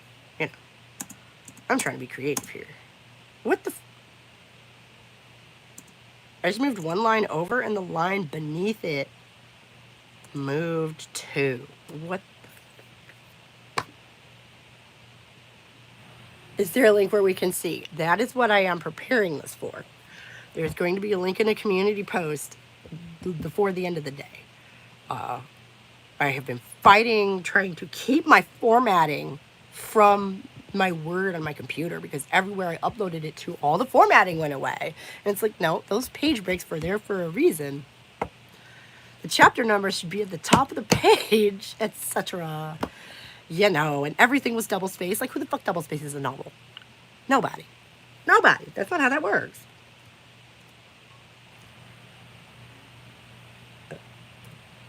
The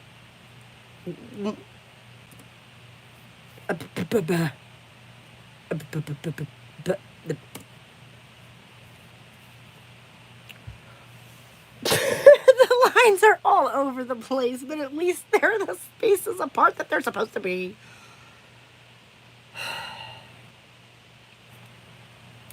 Like, none of the indents are even. Why? Why? This is so weird.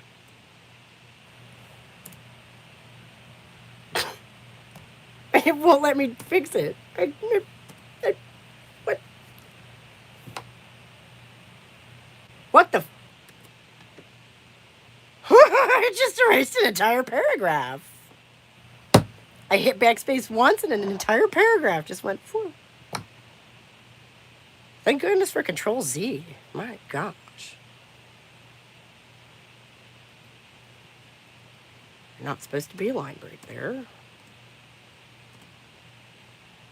Oh my god, it did it again. It did it again. I don't think it's finished uploading it. It says 88%. What? 88% of what? Some suggestions only show when editors open. Oh, okay.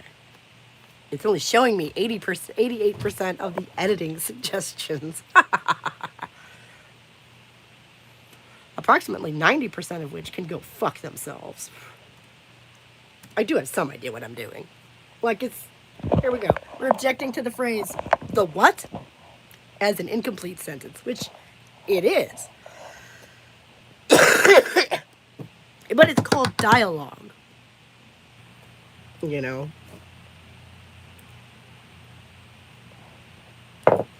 Though this may be madness, but there's method in it. Or whatever that exact line is from fucking Hamlet. Oh. Why do I feel like if Leslie were still here, she'd be able to quote that for me?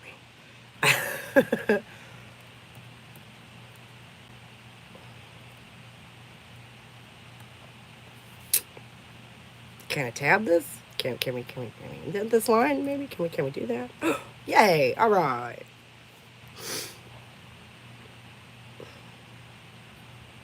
But why would I lose all of my formatting? Right, Leslie, you just really add stuff to the conversation, don't you? Oh,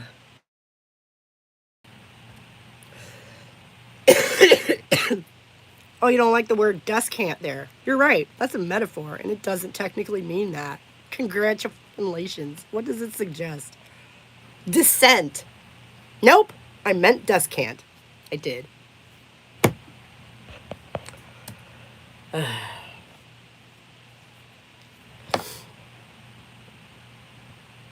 At first, I did not see her lying there, and it wants me to put a comma after first, which I would if that were the entire sentence, but it isn't. Tucked among matching mask, comma, cap and bedclothes, comma, at first I did not see her lying there. I feel like another comma would just make that sentence less intelligible. And these are just the little nitpicky things. Doesn't like the word enunciated. Oh, right. Again, because it's a metaphor. What does it think I should say? What's your suggestion for that? Announced. Yeah. But I still like mine better.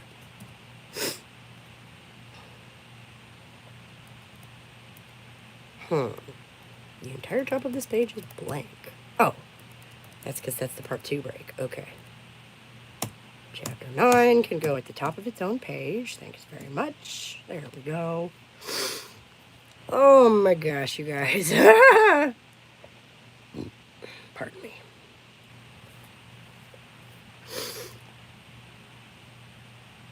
Yeah.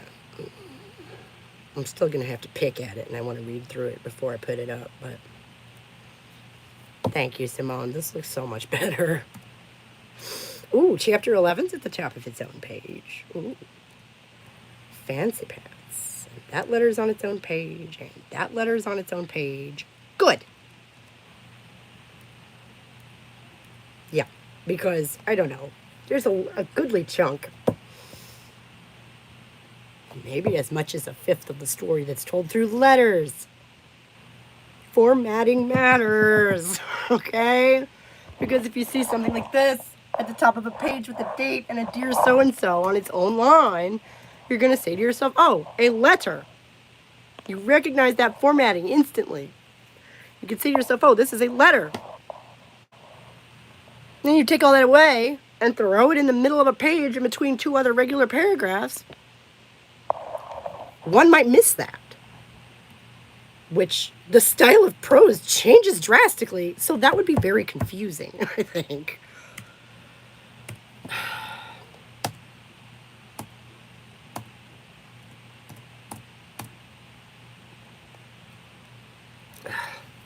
No, and the date needs to be aligned right, if you don't mind. Thank you kindly. Oh my goodness.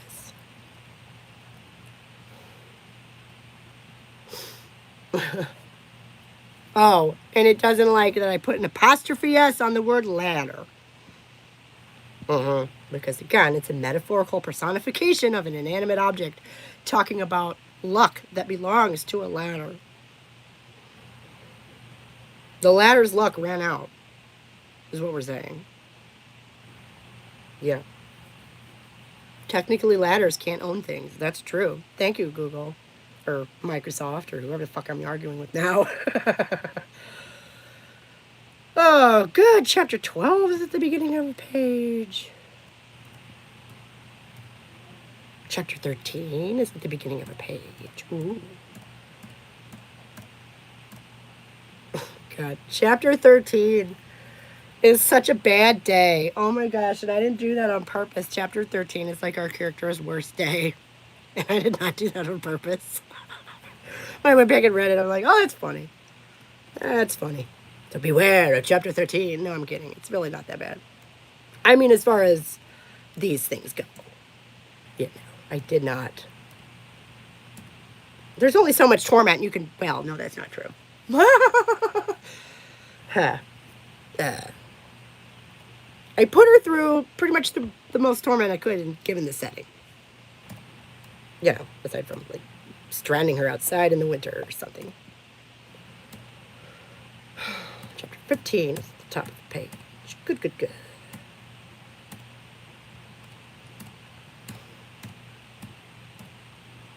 And like that thing where like a little bit of time has passed, so you'll like skip an extra line.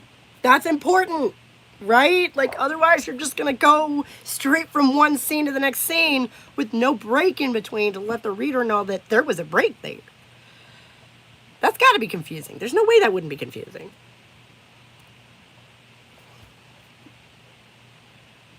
Now I'm pushing the button and nothing's happening. Oh, there we go.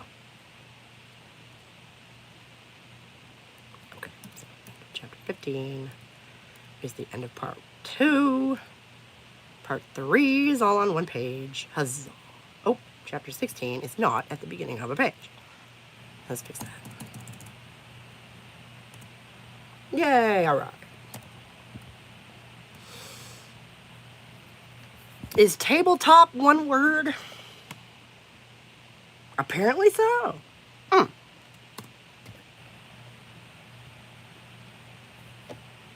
Really? English and its compound words. That's so weird. Like, some words have become, you know, if you go back and look at stuff from 100 years ago, all that shit was hyphenated. All of it. And some of them we've just decided to make separate words, and some of them we have decided to make one word. With apparently no rhyme or reason at all. Ah, English. How I love and hate you. And that's the wrong kind of flair. F-L-A-R-E as opposed to F-L-A-I-R. Legit catch there. Legit catch. Okay. That's one. And it wants me to put a comma after so every time. This is some random emojis from somebody called Danny Medina. Or is it Medina? I guess it depends on where you're from. I'm from Ohio, so to me it's Medina. Hey! Philological Bell. We don't get to see you on these much. I guess that's what I get for sticking around long enough.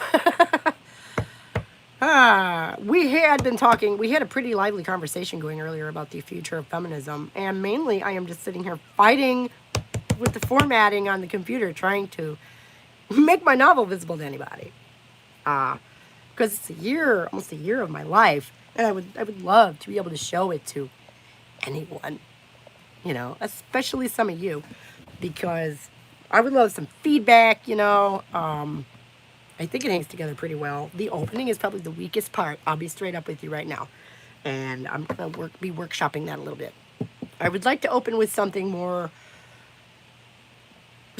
like a summary or sort of a mission statement, almost like a thesis statement, than what I've got right now, which is essentially, and it all started when, you know, which is like lame, right? Bleh.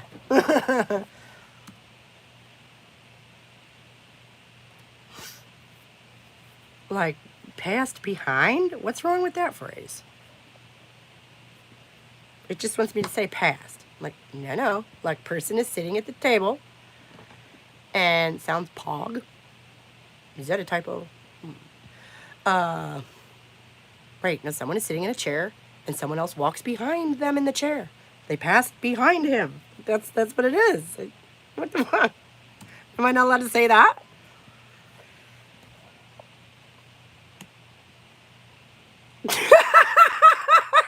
This one straight up changes the meaning of the sentence altogether.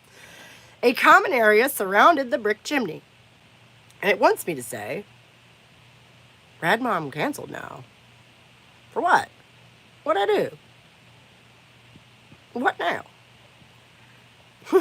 It wants me to say a common area surrounded by the brick chimney. Oh, joking. Okay, I was about to say, you know, Hey, I have had my head so far in this book for like at least a week. A lot of stuff probably could have happened and I wouldn't even know. The common area surrounded by the brick chimney, y'all. They're sitting to eat their dinner inside the chimney. Yeah, sure they are. Thanks. No, I think I'm just going to go ahead and pass that. Oh my God. I tilted my head. It doesn't like the word head. Oh, it wants me to put a comma after it. There's a lot of places where it wants me to put a comma where I don't want to put a comma. because I'm trying for clarity, you know, I really don't care necessarily so much about proper grammar. I am going for clarity for the reader. That's my goal, is to make the sentences easy to understand. You know, without sacrificing word choice.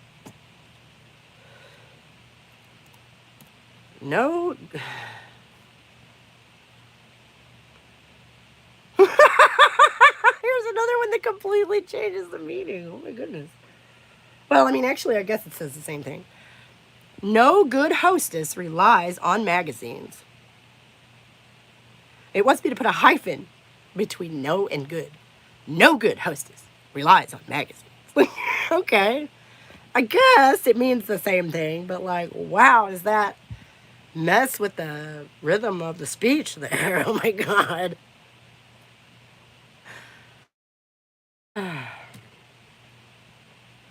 Some of these suggestions are really funny.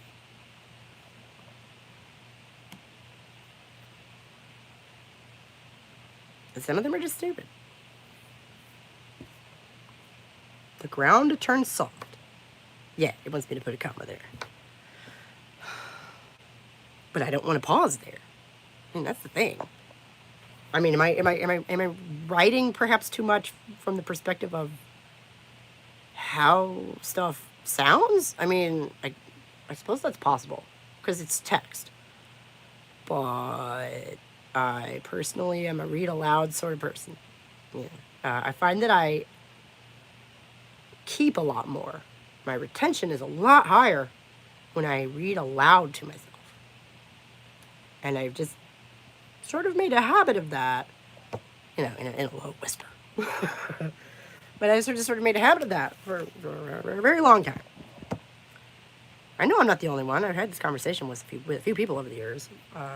But mainly, I was just sort of, you know, thinking of the rhythm of the language, the rhythm of the words, you know. Perfect grammar just should not be your priority when you're writing fiction, right? Like, that's... Your priority should be painting a picture, you know. I said this earlier. I love this saying. I just heard this recently, that prose should be a window that you can look through to see the story. You should not be, as a reader, sitting there worried about, okay, I legit spelled sleeves wrong. That's hilarious. I put an A instead of 2 E's. But you as a reader should not be having to worry about like the word choice or the sentence structure. Like, you should not be fighting against that. You know. And I don't think most readers are going to go, there should be a comma there. Or if they do, hopefully they laugh at themselves because they know they're a pedantic fuck. Like me, I do that. I've actually been wondering, where did all the hyphens go? Where have all the hyphens gone? Like, really? From road signs and street and store signs and packaging and online anything, like stuff that used to be hyphenated, the hyphens are just gone. And sometimes that changes the meaning of the sentence that the words are in. Just like a poorly placed comma.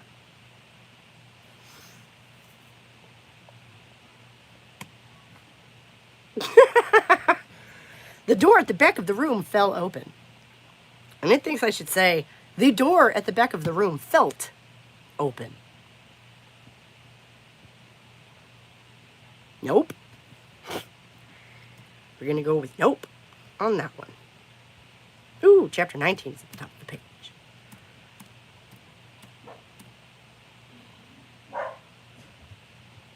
Apparently I have 2 chapter 19s. What? Plausible.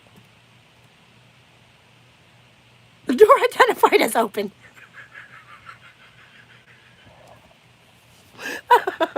Yeah, I think it was Judy C. who was in here earlier asking me if there are any non-binary people in my novel. I'm like, it's set in Victorian England, so no. You know, she was kidding. But like, it's like, nah. Also, it's really not about that. It's literally like about women and, you know, some of the stuff that we go through, and, you know, all told from a female perspective, stuff like that. So no, There's no, I mean, there's plenty of gender nonconformity. Gobs of that. Goodness knows. It was really easy to be gender nonconforming back when everything was so tight, right? Oh, yeah. Cut your hair short. Ooh.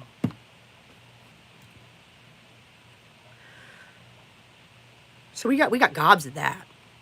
Challenging of gender roles, absolutely. Denying that sex is a thing, not so much. Yeah, we have 2 chapter 19s. Huh. Okay. Amendment. There are 22 chapters, not 21. Because I have 2 chapter 19s, and obviously I have to fix that. There we go.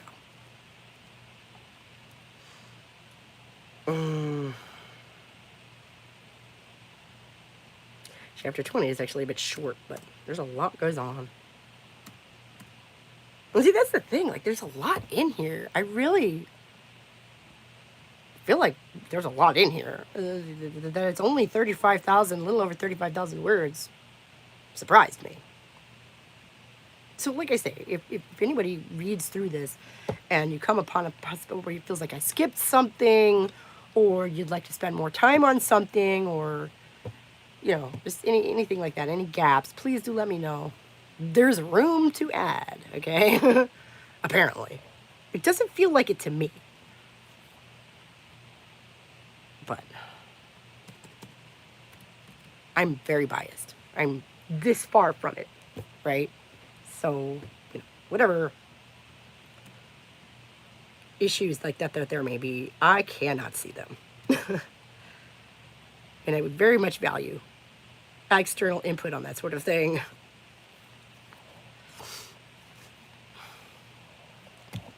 See, and now it's going to tell me that I should take this comma out, right? Yep. But again, dialogue. Okay, so she says, they drink like fish and carry on as if they were still at school. It wants me to take out the comma after fish. They drink like fish and carry on as if they were still at school, but that's not how she says it. There's a pause there. It doesn't fuck up the grammar as far as I can tell. It is a style choice that I made because dialogue. Oh, and there's another one. Character paused in speaking because people do that. It wants me to put a comma here too, don't you? Yep. Nope. I don't care if that's a run-on sentence. That's...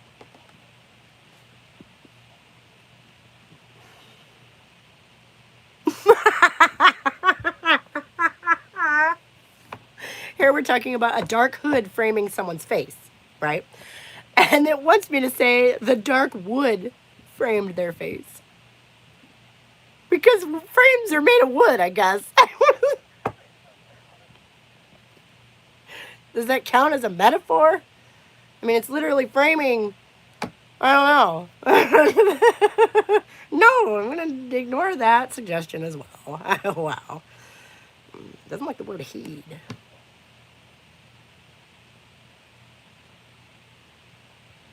Oh, hey, little Cappy. My pet's dying. That sucks. I'm really just sitting here and fighting with the formatting for my novel so that I can put this link up for you guys to read if you'd like. And hopefully give me some juicy feedback. You know, good or bad. Well, positive or negative anyway. Obviously, it sucks isn't helpful, you know? I mean, frankly, it's awesome isn't helpful either, but I will take that if that's what you got. Of course, obviously. Okay, cabin 9. That makes we're in the oh my gosh. I'm at the in the last scene, y'all. I'm at the end.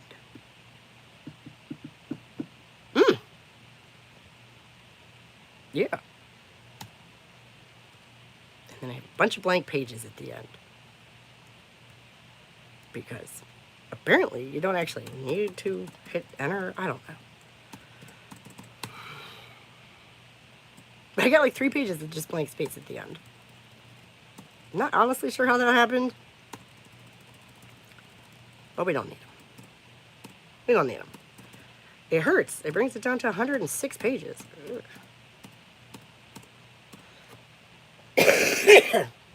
like I say, it's a little short. I mean, on the bright side, I figure it's probably easier to ask people to read something for you if it's short, as opposed to it's a little long, but, you know. So like I say, if there's anything that you feel is overlooked or I could go deeper into, or you would like me to go into deeper, have at. If there's anything that you think is especially working, I would love to hear about that. If there's anything that you especially think is not working, I would also love to hear about that. I really put some effort into the characterizations. I really tried to make the characters individuals. So let me know how well I did with that, please. I don't know why my nose is so bad today. Oh, man. Probably because I haven't taken any cold medicine today, and I've been taking cold medicine almost every day for like 2 months. So all of a sudden, histamines, Histamines,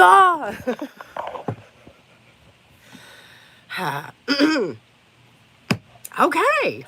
106 pages, 35,232 words.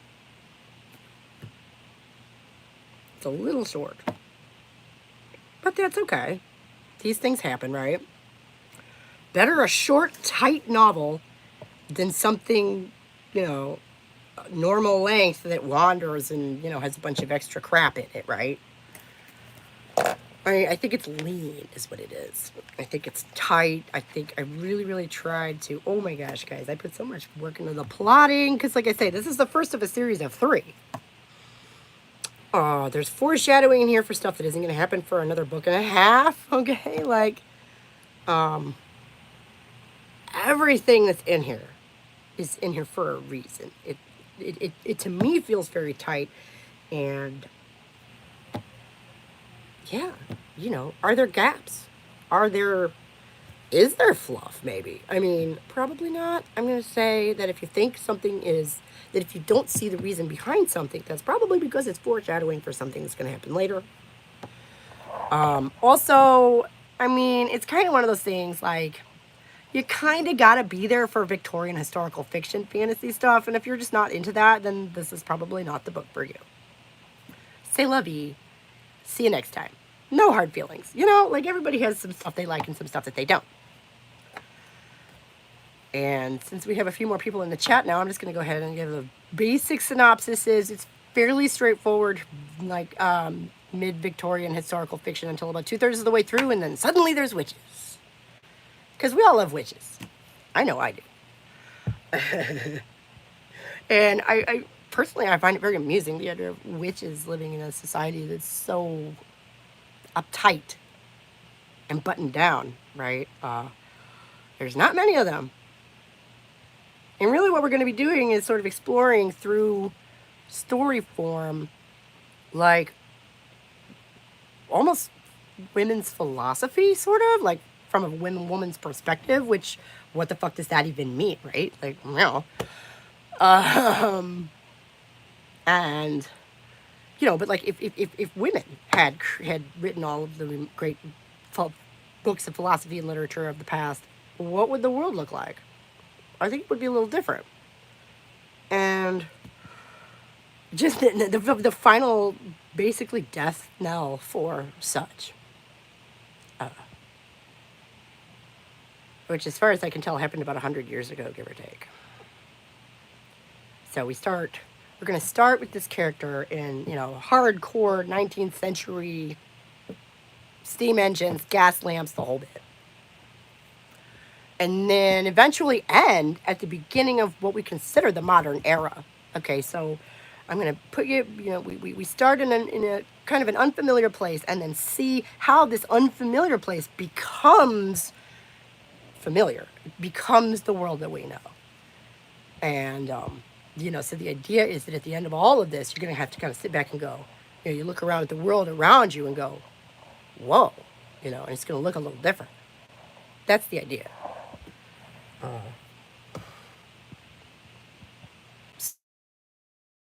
If Notre Dame did for Notre Dame, for women's history and culture. And I don't know if everybody's aware of this. Victor Hugo wrote The Hunchback of Notre Dame in an attempt to save the cathedral because they were getting ready to knock it down. So he wrote that novel in an attempt to drum up cultural interest in the cathedral. And it worked. It's still there. It caught fire a couple of years ago. Like, Notre Dame de Paris is still there. It worked. So, and I realized that that was kind of what I was trying to do. And, oh, I wish I could remember the name of the author who wrote this book, but she was arguing that the novel is at least as effective a method for delivering and developing philosophical ideas as a philosophy book, because it makes them more approachable to the reader. Okay, it's a spoonful of sugar, basically. You take, some pretty heavy ideas and wrap them in life, like that's how you really get to philosophy in the first place, right? Is by living and observing and, thinking critically about all that stuff. And that is a large part of what I'm trying to do, is communicate some pretty strong feminist ideas through fiction, through character development, through observation of society and how it changes and stuff like that. So that's what I'm going for here. There's the feminist undertones are all over it, and the main character, the point of view character, is a woman who is surrounded by other women, because again, that was one thing they used to do back in the day, is they used to separate the sexes a lot. Participation in the wider society. But the upside of that was that women got to be left the fuck alone to do women things without having to justify them to some dude. What a concept, right? What a fucking concept. We don't have that anymore. We don't even have the last vestiges of that I grew up with anymore. And I feel that a lot of times when you look at it from a certain angle, how much women have lost in the last 150 years. Like, yes, we gained the vote, and we have the ability to, financial independence, and that is nothing to sneeze at, certainly. But at the same time, those things were not free. They did not just give them to us. Oh, no. We had to sacrifice a lot for the political and cultural social gains that we have made. The economic gains that we have made, they cost us a lot. And we never talk about it. I know I had no idea about any of this. I just sort of had this vague feeling that's only gotten worse as I've gotten older and I've had kids and all this, that there's just something missing. That, I have this urge to, turn to this, to a resource. There should be resources for this shit. I am not the first mother. I'm not. I shouldn't be having to make this stuff up as I go along. And I shouldn't have to be relying on some man psychologist who wrote some amazing book about blah, blah, blah, going to revolutionize parenting. No, you're not. You're not going to revolutionize parenting, motherfucker. You know why? Because we've been doing it for millennia. Okay? There's just got to be some things that are boilerplate. They're just... we're all unique individuals, but we're all also kind of the same. In some ways. Especially as small children. Or in dealing with, just general relations as an adult woman. The resources on that aren't politically charged in some way. Or, trying to help me be my best self. I mean, yeah, duh. Obviously, I'm trying to do my best. That is the point. That's the whole, obviously. And, it's sick because a lot of the stuff that's even written by women is written from a very masculine perspective because that's all we have.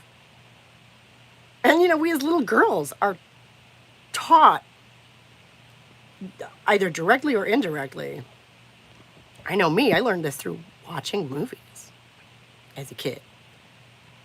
When they've fixed this problem. We have others now, but in the 80s and early 90s, find me a female protagonist in an action movie.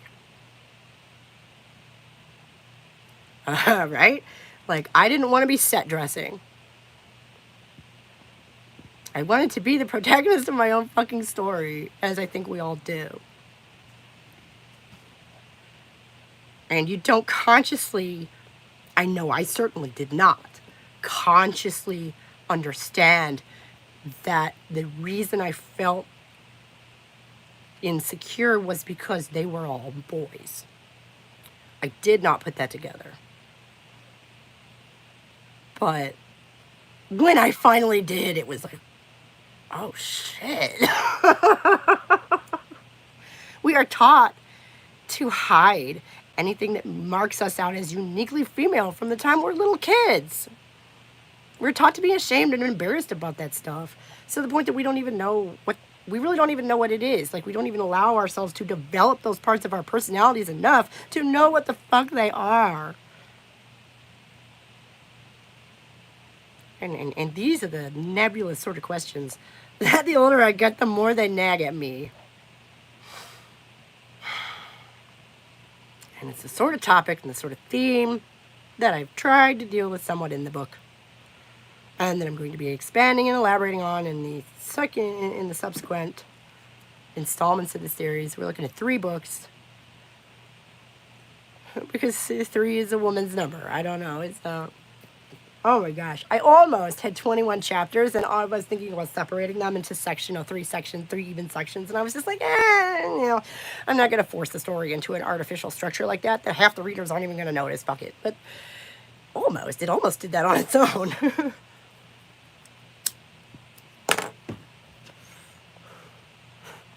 And instead we got 22 chapters. The last one is a little short. But, again, I look forward to getting all kinds of juicy feedback, both positive and negative, and suggestions, story suggestions, character suggestions, anything like that. I guess I'm going to have to let you guys go here for a minute. Go in a minute, though, because I do want to actually read through it before I just throw it out there.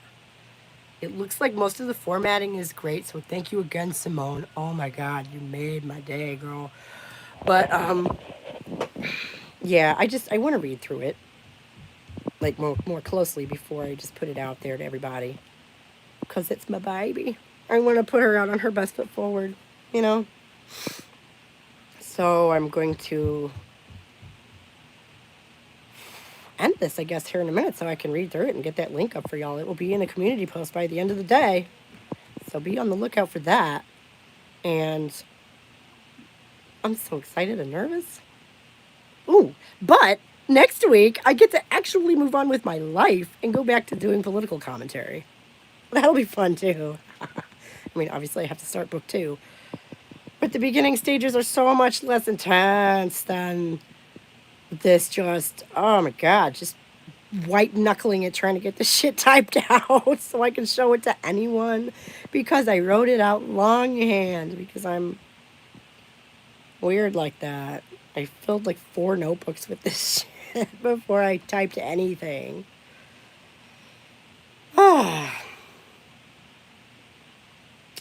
So who's still here? We should have a little wrap up maybe. Anybody want to say anything?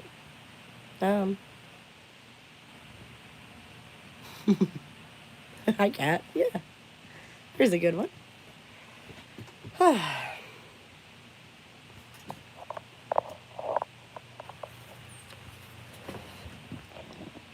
So it's 95, I want to say 99% done.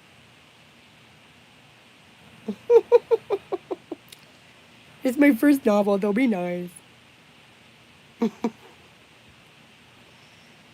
Boy, howdy, writing all those blog posts all those years really did help. Happy editing. Thank you.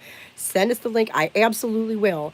It will be in a community post on the channel by the end of the day. Awesome. Thank you, Simone, again. Thank you so much. Oh, my gosh. If anybody deserves a free copy, it's you, girl. Like, when it's all said and done, you know? Oh, my gosh.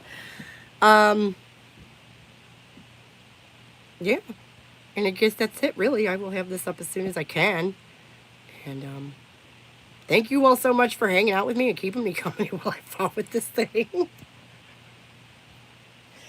It's been a nightmare, but y'all have helped make it a dream. Thank you so much, really.